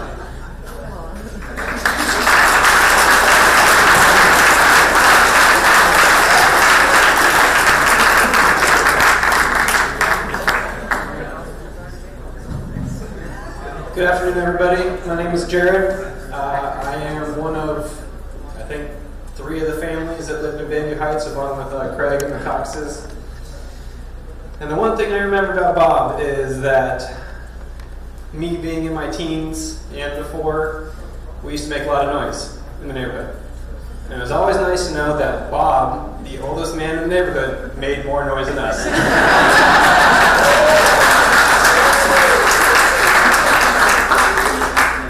We moved in, I was born and raised in the neighborhood, and we moved into our last house in 1991. It'd be Saturday morning, I'm watching cartoons, and all of a sudden hear the bikes fire up, and we're out the door. Wondering what he's doing as he's ripping up and down the street at about 90 miles an hour. Hair blowing, no helmet, no goggles, just barely able to see, shifting, comes back, like, oh, these aren't tuned right. Tuning them. And then as we got a little bit older, he'd come down in the morning, knock on the door, it's like, hey, can you guys come help me push the bikes, get them started? Absolutely, Bob. And Eddie, we're part of the reason that he was able to get those bikes in the back of the Suburban. Craig, the Coxes. It was a process. You'd get the Suburban down at lowest angle, get the ramp up in there, and yeah, it was a process. And then he bought the van. It was a lot easier. But when I turned 16, I had a truck.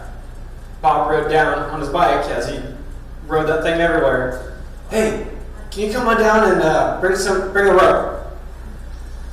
And he'd ask me, he's like, hey, what I want you to do is, I want you to pull me to get my bike started. I'm like, I don't think it's a good idea, Bob. He goes, yeah, but we're going to do it. Okay, Bob. And sure enough, he's sitting there holding on to it with one hand, trying to get it in gear and stuff, and got it fired. But I, as well as the Coxes, have been deeply impacted by Bob. Bob taught me how to read a micrometer, read a caliper, how to machine, and I don't think I'd be where I am today without him.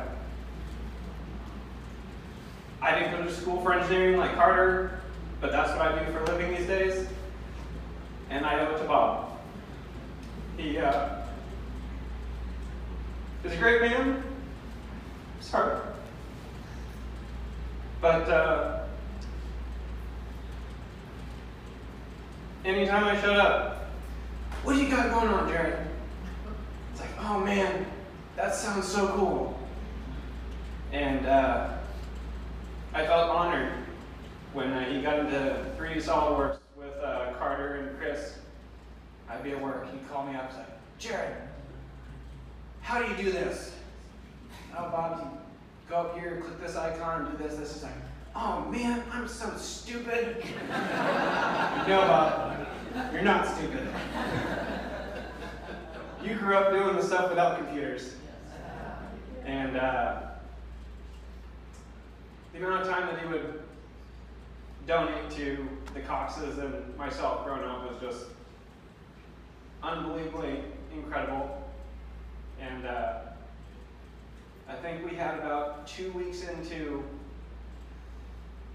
a Christmas present I bought for my dad. I bought him a seat post for his mountain bike that didn't fit his mountain bike, and Bob's like, oh, we can machine a piece to make it fit. Sure enough, we machined it. He taught me how to machine on his old wood lathe that he had in his garage, and you know, just always fun to listen to his stories and see what he was doing on his motorcycles. And what are you doing now, Bob? Oh, well, I can take some weight out of here and do this and do that. And Bob, you're crazy. You know what? But to this day, I think he taught me how to machine and read the caliper almost 20 years ago. And because of him, I am where I am.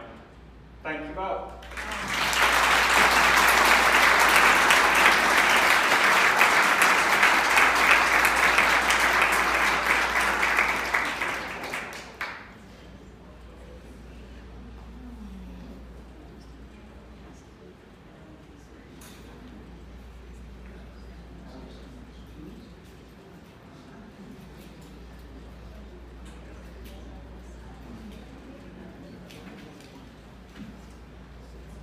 My name is Jim Motley, part of the Motley clan, part of Belinda's family. She's part of ours.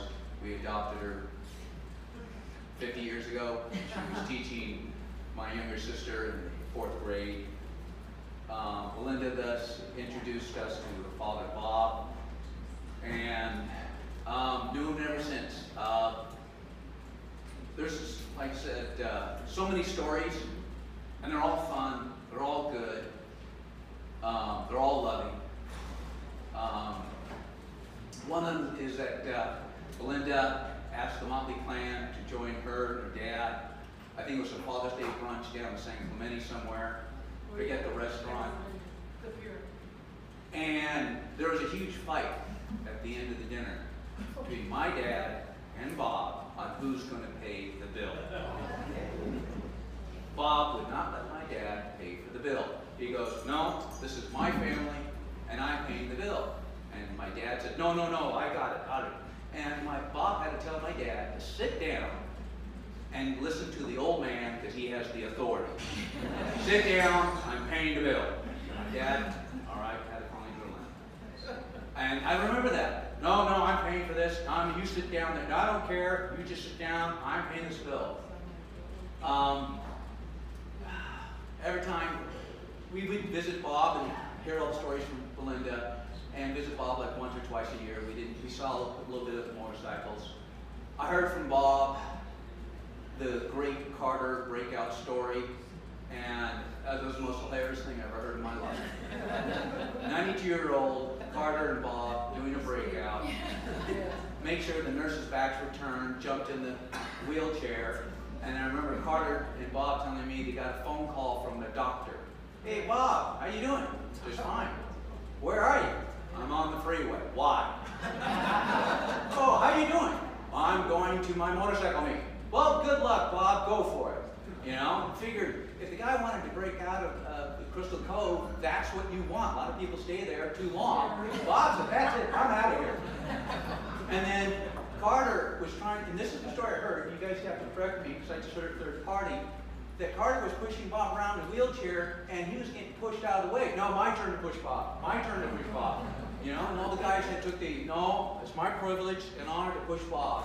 And then the secretary for the convention was running around. Where's Bob Nichols? Where's Bob Nichols?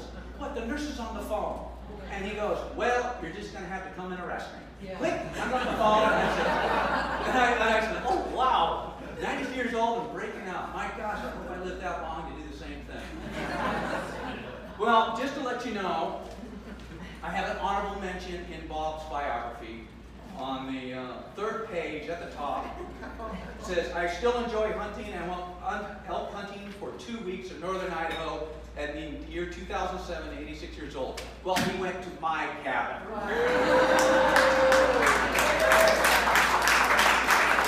And it's still open. Any of you guys want to go hunting, let me know. He took Buddy and Carter, and Buddy thought this was a wild scheme of Bob's. And I said, no, he's actually doing legit. He's going to buy licenses and cash. He's not going to. And I brought all the gear out that I had, okay, the jackets, the boots, the pants, the rifles, everything else. If you want to borrow this, go and hunt. Bob called me and said, Jim, can I come and pay for your cabin? I said, no, hell no. And he goes, I can't pay? No, don't pay at all. Just go use it, please. And he went up there, you know, 86 years old with his 338 Win Mag, with hand loads. If you're hunting, there's a way of hand loading it, hotter than factory. And I wouldn't shoot those guys. I'm, you know, 50 years younger than him, and I wouldn't shoot them. And you know, I got some really good hand loads, 300 grain. Bob, you're going to kill someone with that. Well, he gave it to Carter. Carter went hunting with it.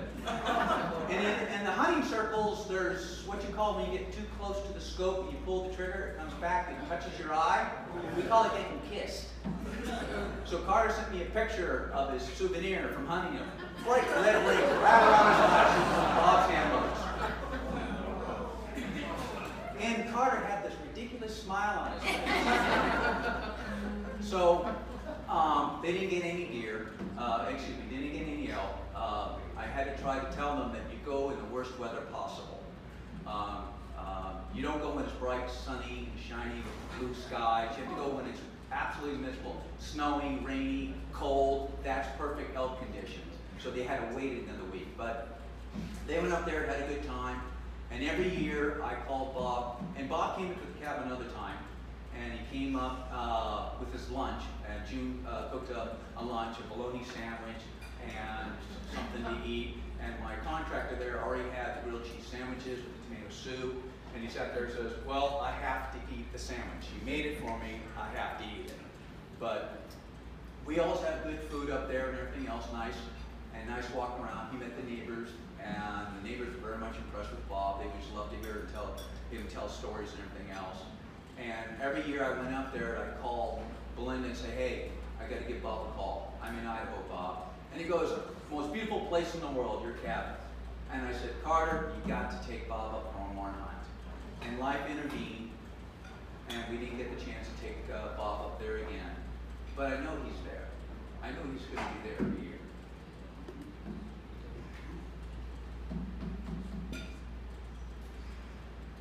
And he'll be everywhere we are, as long as we remember him.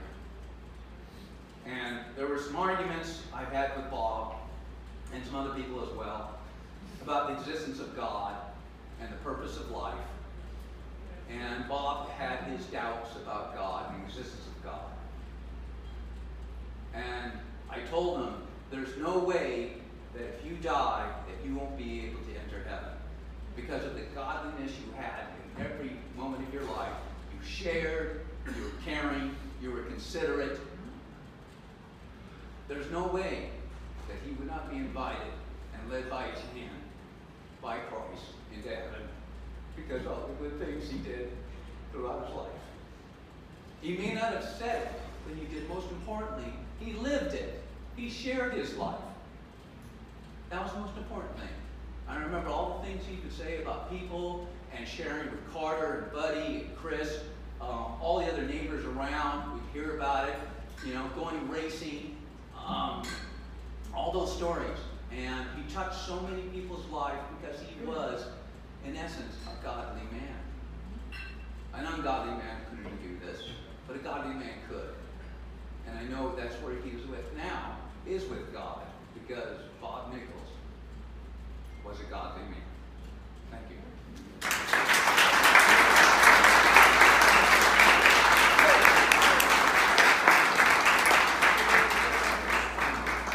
Hi, I'm Craig. I'm one of Bob's neighbors.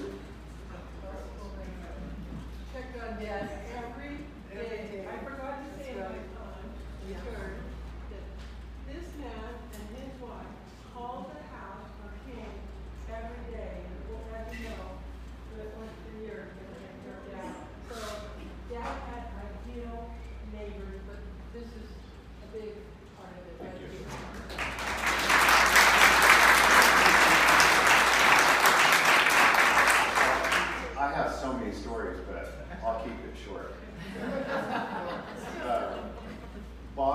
always in a hurry to get to the racetrack.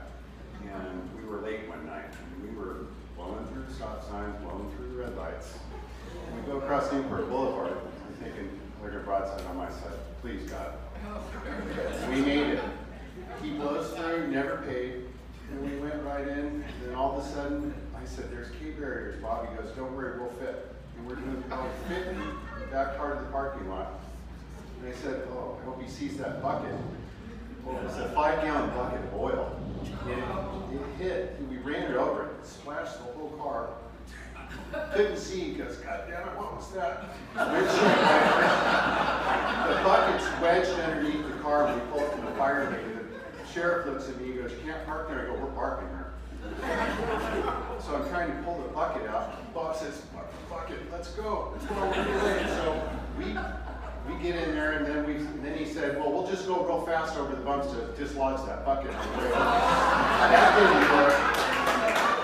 So we pulled up in front of my house, and he's going, this damn bucket. So there's a sign there. The sign's bending over. I go, Bob, the sign. He goes, screw the sign, let's get that bucket out. That didn't work. So, like I said, there's so many stories, but there was one more where we were working on the motorcycles one day, just the red one, and it had been like probably 6 hours, and then June came up with the 2 dogs, and she said, God damn it, Robert.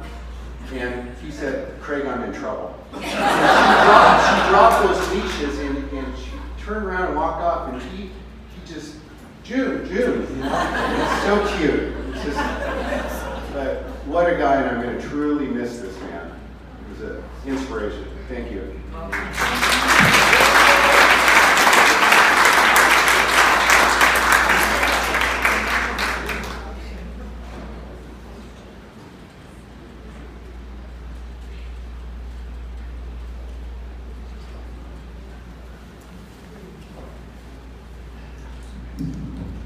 I've known Bob since I was about 10 years old or so, and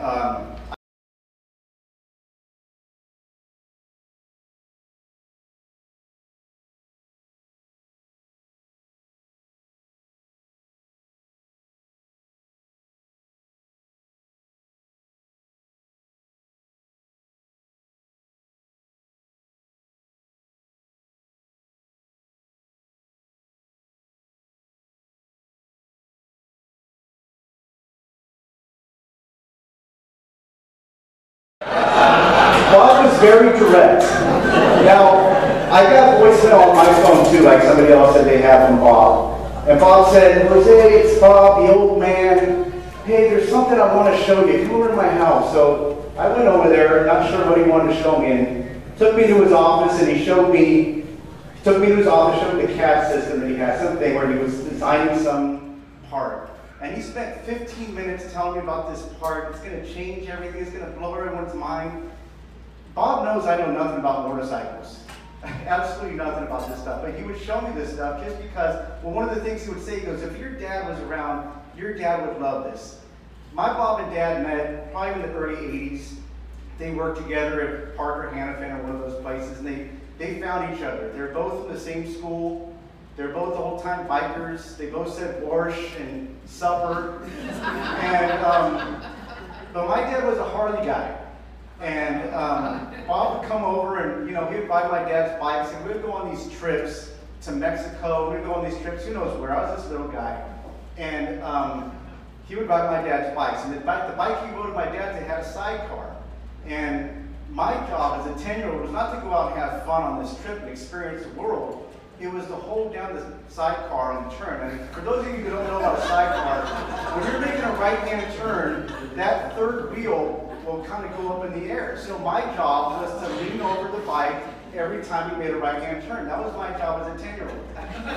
One time, Bob, well, I didn't even know this until years later. Bob would tell this story to everyone he met. He was trying to embarrass me. It's okay. He would say, one time this guy almost killed me right here.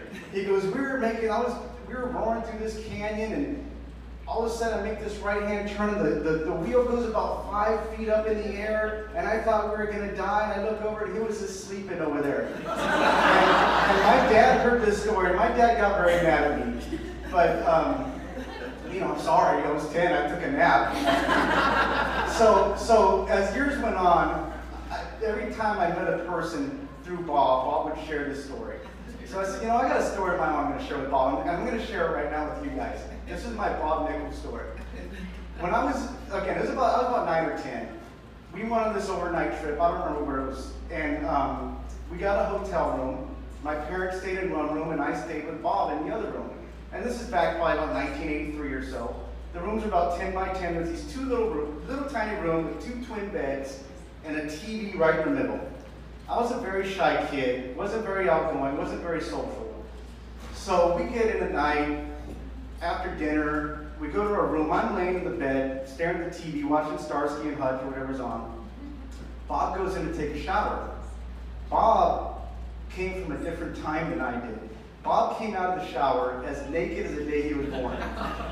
And he walked around that room, back and forth in front of that TV, for about 10 minutes, doing his hair and doing all this stuff before he put a lick of clothes on.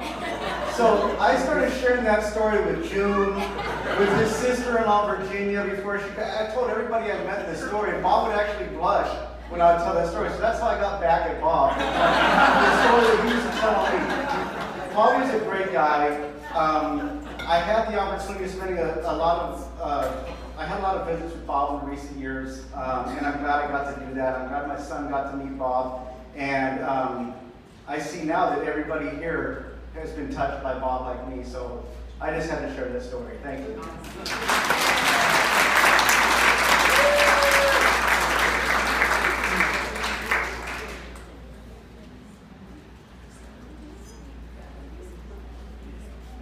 Good afternoon, everybody. How's this? How's this? Well, first of all, boy, to have this many people come and show respect shows an amazing life lived. I was fortunate enough to move into the neighborhood 35 years ago. How old's Jesse? He was only a year old. And we used to go back and forth in our house at Bayview and horses over on Birch Street. And I had 2 little kids, one's in a bike seat, one's in a backpack on the back, and we're riding bicycles back and forth. And one day we come along, and I grew up helping close the back bay to fencing and everything, because a motorcycle rider. And all of a sudden, we come down the street, and here's this gentleman, and there's this yellow Indian motorcycle. We made a hard turn, and that started a relationship that is still going on. I haven't had a week in my life since I met Bob where I probably have not mentioned him in a story. He is the Forrest Gump that I've met. Every time you meet him, you heard a new story that just went, whoa, this guy is pretty incredible. He used to come and get me as my son was up earlier, saying how he'd come down and knock on the door. Hey, can you come, before Smokey made him his starter, can you come and push my bike? You bet. I was there. I got to go to Del Mar with him. I also got the privilege of taking him to Speedway. I even had the honor of taking him at 95 years old with my grandson at 5 years old to Speedway to bracket, the enthusiasm that for motorcycling. But there's too many stories to say. There was one in particular, but I'm a little nervous. I don't do this very often, but I do have one answer to a question on why he had so many books. Always had books around. And books were important to Bob because his philosophy was you can have a university books in literature. And he started me on that path, and I learned a lot from that. I also have a little secret. Who can tell me who's Bob was our idol. Who was Bob's idol? Does anybody? T.S. Eliot. Lawrence of Arabia. But I was going a little different. I was going to see if they knew who that was. But anyway, he books on T.S. Eliot, by T.S. Eliot, Lawrence of Arabia. And Bob idolized him because in the early days of the 1900s, he rode 100,000 miles in a year on an Indian motorcycle. And Bob just held him in very high regard. But it was, like I said, every time I got to talk with him, there was a new story. They were always interesting. And I just hope that I'm lucky enough to live as long as Bob did, in the way that he did, and with as many people that thought so much of him. But thank you for your time. God bless Bob. I have to do it.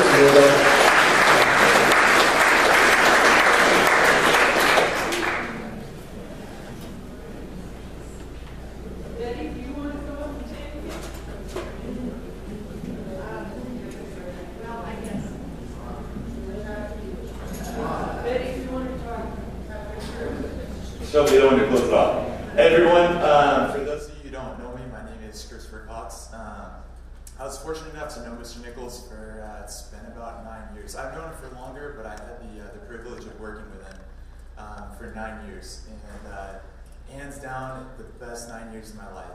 I remember being a little kid, and he was always kind of the legend of the neighborhood. I mean, he was a daredevil, he was the smartest guy, and just an amazing guy. And he would come down to our house and use our machine shop for some of his motorcycle parts. And it was always just the highlight of the day or the highlight of the week. I'd run out to the machine shop and you know, he'd be working on some new motorcycle part. And I didn't know a lot about motorcycles at the time. Then one of those days he said, "Hey, I'd like to start teaching you CAD, computer-aided designing." And I said, "Oh, that'd be an honor, I'd love to." And sure enough, 9 years later, and he taught me a little bit about it. I went through everything with him. I think about the stories and the memories that I'll have with him. From the day that he took me under his wing, there was never a dull moment. And for those of you who know him, dull wasn't in his vocabulary. He was always on an adventure, always, you know, reading a new book, making a new memory, talking with new people, just everything. And so it was about 4 years after I started working with him doing computer-aided designing, and I ended up landing my first interview. And he was there right alongside with me, and he let, I didn't have my license yet. Don't tell the cops this. I didn't have my license yet. I had scheduled an interview. It's called Vector Summits, a company down in by the Irvine Spectrum. And he said, "You know, Chris, I'm gonna be there with you. I'm gonna let you drive down there." So little me, I'm almost about to turn 16 years old, and I hop in his car, and he's in the passenger seat, and we're driving down there, and I'm shaking. I'm real nervous. I don't know if I was nervous because I was driving when I wasn't supposed to be, or because I had my first interview. We get there, and he says, "You know what? I've been working with you for so long. You're gonna do great." And sure enough, it went fantastically. He was trying to throw him a sales pitch about me, as he always did, and he was very proud. I had my first interview with him. I climbed mountains with him. I went up with some siblings to Cottonwood Lakes. He always spoke very highly of that. We talked about everything from books to engineering to guns to climbing, just a little bit of everything. And he really touched my life in a way that it's hard to describe with words. And I think about little me, and at 11 years old, I didn't really know what I wanted to do in my life. I was working on the duck farm with my parents. We were out working the yard, and I wasn't really sure what I wanted to do as a career or profession. And once he took me under his wing, my passion for mechanical engineering, it just kind of it kept growing, and he definitely lit the fire, and he got it going. I look at the skills that he taught me, and just the general know-how that he was able to pass on to me over those years. And I see to this day, I'm in my second year of mechanical engineering at college, and I still see the skills that he's passed on to me, whether it's the work ethic, just everything. And he definitely, I owe a lot to him. I owe it to my parents for giving me the work ethic, and I owe everything to Mr. Nichols for giving me a direction in my life. And he was I'll never forget my junior and senior year of high school. I was enrolled in not enrolled, but I was part of a robotics team. Mr. Nichols thought it was the best thing ever, and every time I'd go to his house, he'd say, "How's robotics going? You teaching those guys how to machine? You teaching them how to do this and that?" And I would always be ecstatic to relay the stories to him, to show him how what he taught me, how I was able to pass that on to the other kids who were less fortunate. They didn't have a mentor like Mr. Nichols in their life. I just think about all the memories that we had together and the years that I was fortunate enough to have been part of his life and the things that he passed on to me. And it's going to be tough going forward, not having him to go talk to learn life skills from, engineering skills, everything. But I'm definitely very grateful for the time and the memories that I'll forever cherish with him and his family and everyone who's here. I know that each one of you guys, you have a story with Mr. Nichols, and I'm sure he meant the world to you. Just like Jared said, I mean, the little things. He's the guy who taught me to read a caliper. He's the first one to teach me how to ride a motorcycle. Just the little things that mean so much. And Mr. Nichols is he was my mentor, and he's one of the most influential, if not the most influential person in my life. And I'm just very grateful for the time that I got to spend with him from a little kid until now. Thank you for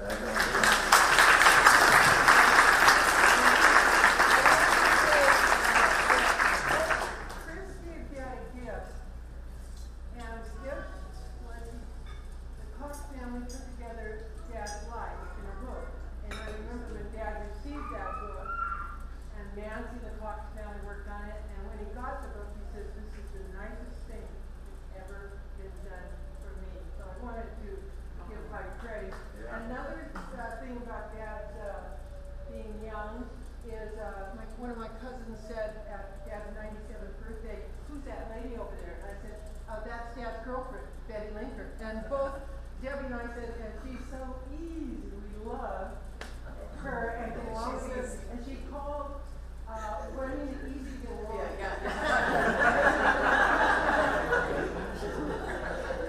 That's great.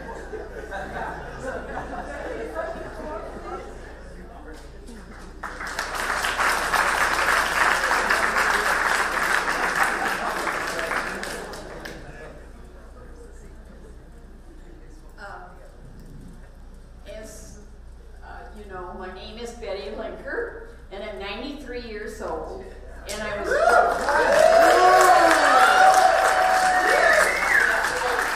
I never hid my age, so it's very natural to say what my age is.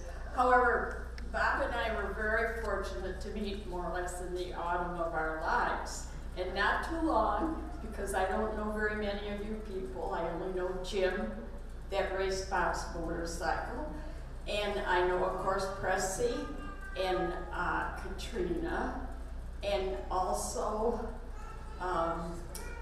Smokey that did his motorcycle work, and the neighbors that drove us to, I think it was Del Mar, to see some of the Bob's racing. So I didn't know much about racing. I had never been in this type of pleasurable whatever, not an occupation, but a recreation. And so we sat there, and I thought, gee, these things just keep going around and going around. It's almost like watching grass grow.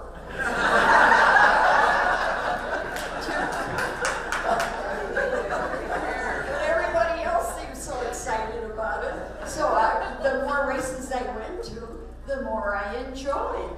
And I could see the relationship. And of course, that was Bob's first love, was that motorcycle, both of those motorcycles. So I can only say that I really enjoyed Bob, and we had wonderful discussions during lunch hour. Sometimes I would be able, years ago, I was able to more or less stay over in the guest room so that we'd have more time together. But as he grew more frail and all. But Bob was passionate about life. He never let a minute slip by in depression that I saw, regardless how he felt or what he was engaged in. He was just the most positive and passionate and intelligent And one of the, I am so thankful that I was able to meet Bob and his lovely family.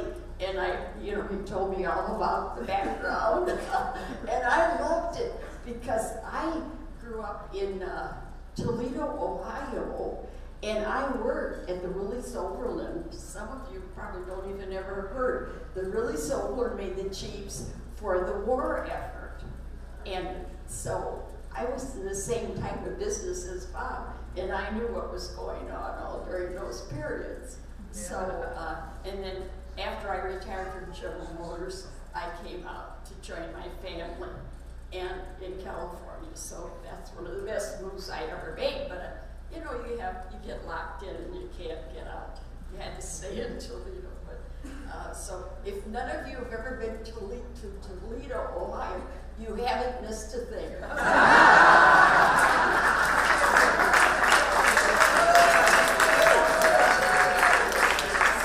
Thank you, everybody, so much. And I just enjoy the family and all the friends I've met. It's been delightful. Thank you.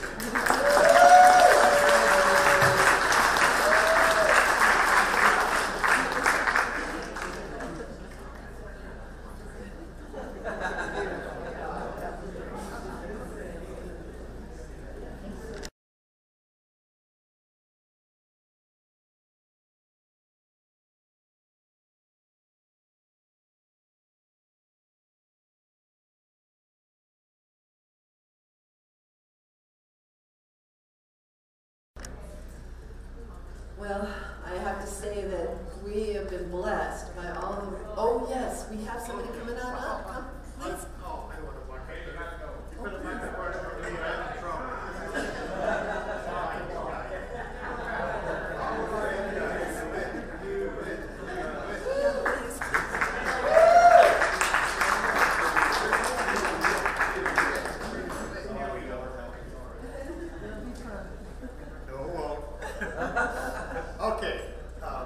Jack's Garage. Jack's Garage is literally Jack's Garage. Yes. And in the morning, they'd roll the race cars out and bring out the chairs, and the truthful stories would come out, all this kind of stuff. And we used to love it when Bob showed up, because at least somebody intelligent showed up. and the guys that are in there are every kind of racers you can imagine. Bike, boat, drag racers, Bonneville racers, and in the crews, and everybody that worked on. So there's a whole bunch of people that know all about motors, and Bob would show up, and he'd pull out these drawings. He said, this is what I'm working on, and here's these pistons, or rods, or heads, and and it was really interesting to listen to his stuff. Because we've all been working on stuff all our lives, some of us have anyway, and he'd come up with these neat ideas, and I look at the junk that I built, and I'm going, oh, that's not quite like it. Oh, one little story. He came up, one time he sat next to me, he says, you know where I can find a 27 Chevy motor? So, here's what he said. And I looked at him and says, so where are you going to find the automobile heading to Nash Valley? He says, how the hell did you know that? I says, my father built those motors back in the 30s. And if you look at your deal, the machine shop he went into, that's where my father was building these motors. And he didn't know, he was asking about the motors that my father built. He wanted to build one. Anyway, so much for that motion. Bob never told a lie, never exaggerated. So you biker guys need to know something. You never lost a race. You are never beat by anything other than an Indian. So, and Bob wouldn't lie to us. I just wanted to clarify to the bike guys that they never lost. They seem to think they broke too many times. Thank you.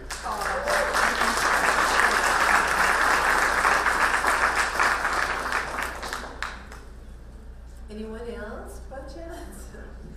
Oh, well, 1 minute.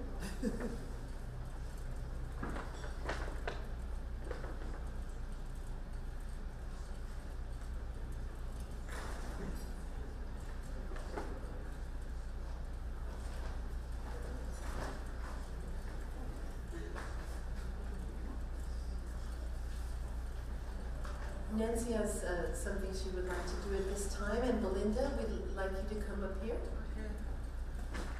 I'm gonna need a ride. I got my car that's floating on the harbor.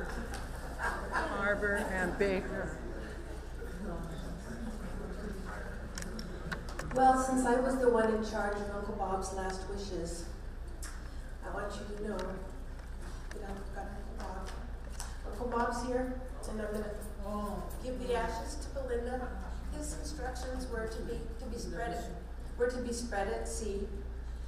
I personally, I'd rather see them spread up at El Mirage, at Speedway. I would like them spread out at the Wedge, for where your body surfed. But I'm turning this responsibility over I'll to take you. those 2 requests, and I'll need some help. And thank you so much.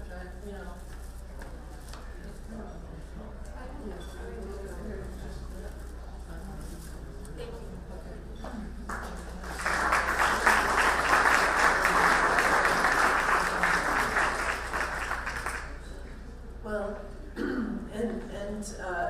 I know Nancy has had a lot of responsibility on her shoulders, and she's done so very much all through these years to take care of Bob and June as well.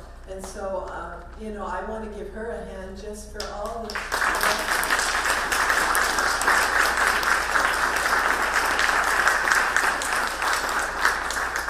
It hasn't gone unnoticed. It hasn't. We see how you've tirelessly taken care of them, and you've done so many things, and he always spoke so highly of you, and always, was, he was telling me how much he loved you, and you just were a blessing to him. You did so much for him, and thank you for that. From the bottom of our hearts, of all of our family and friends, thank you very much.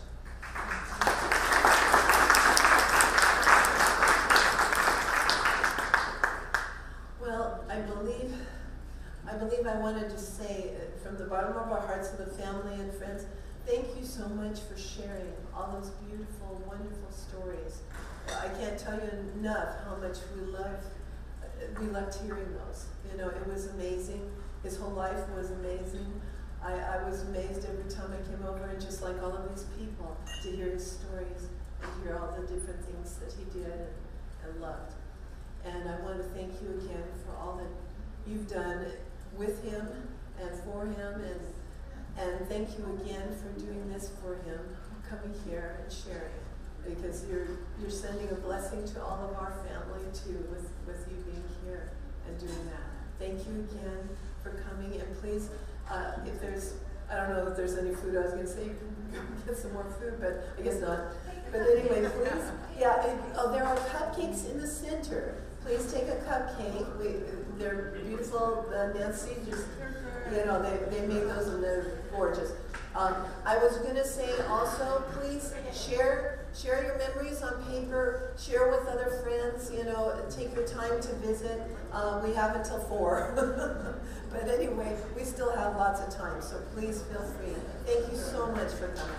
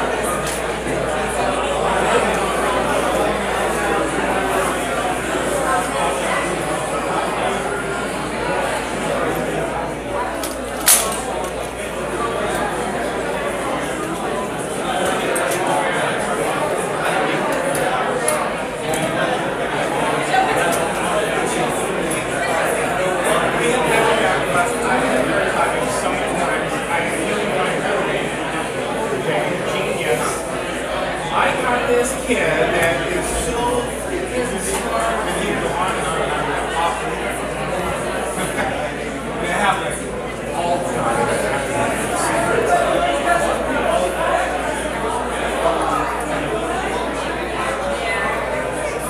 And he like grabbed him, like, I mean, a lot.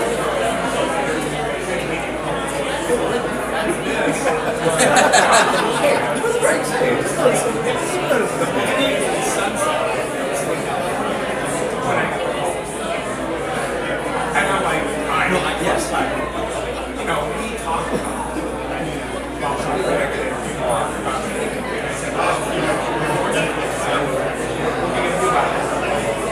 So, Bob took us and this one, back up and down first.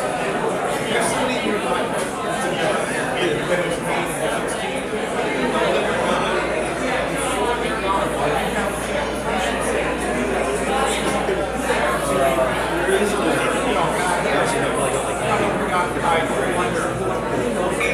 and Bob was the first person I was thinking to make sure that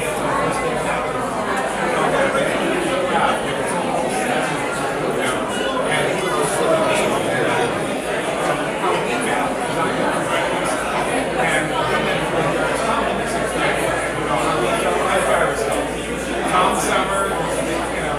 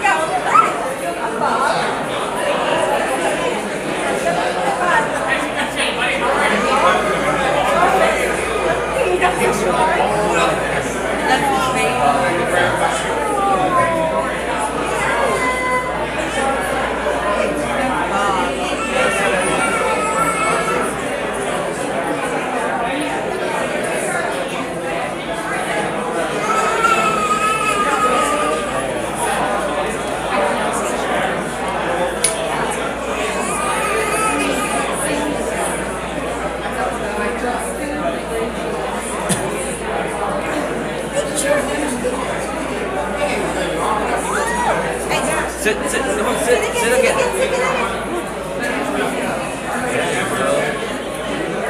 Asal je. Dari tu, dengan mami.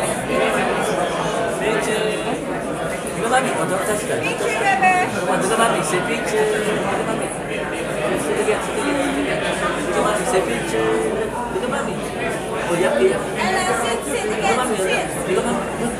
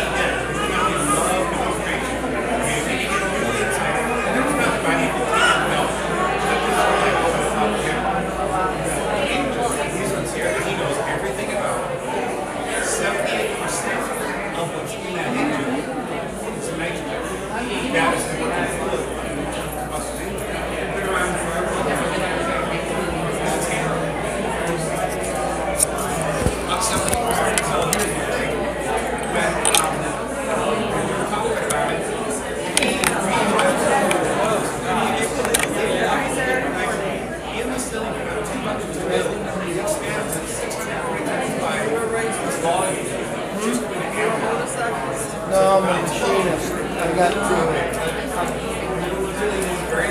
I fixed both of these when they were broken. The cases were broken and yeah.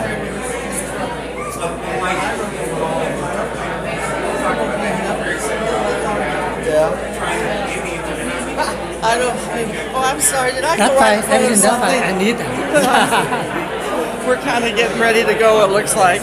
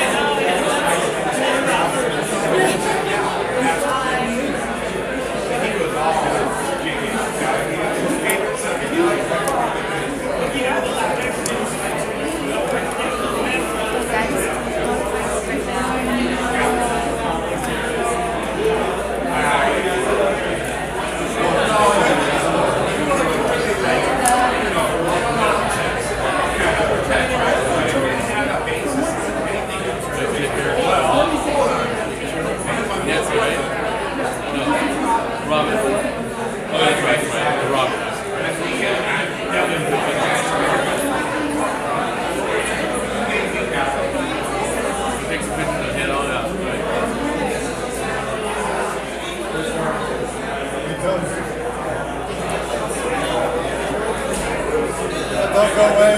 I won't.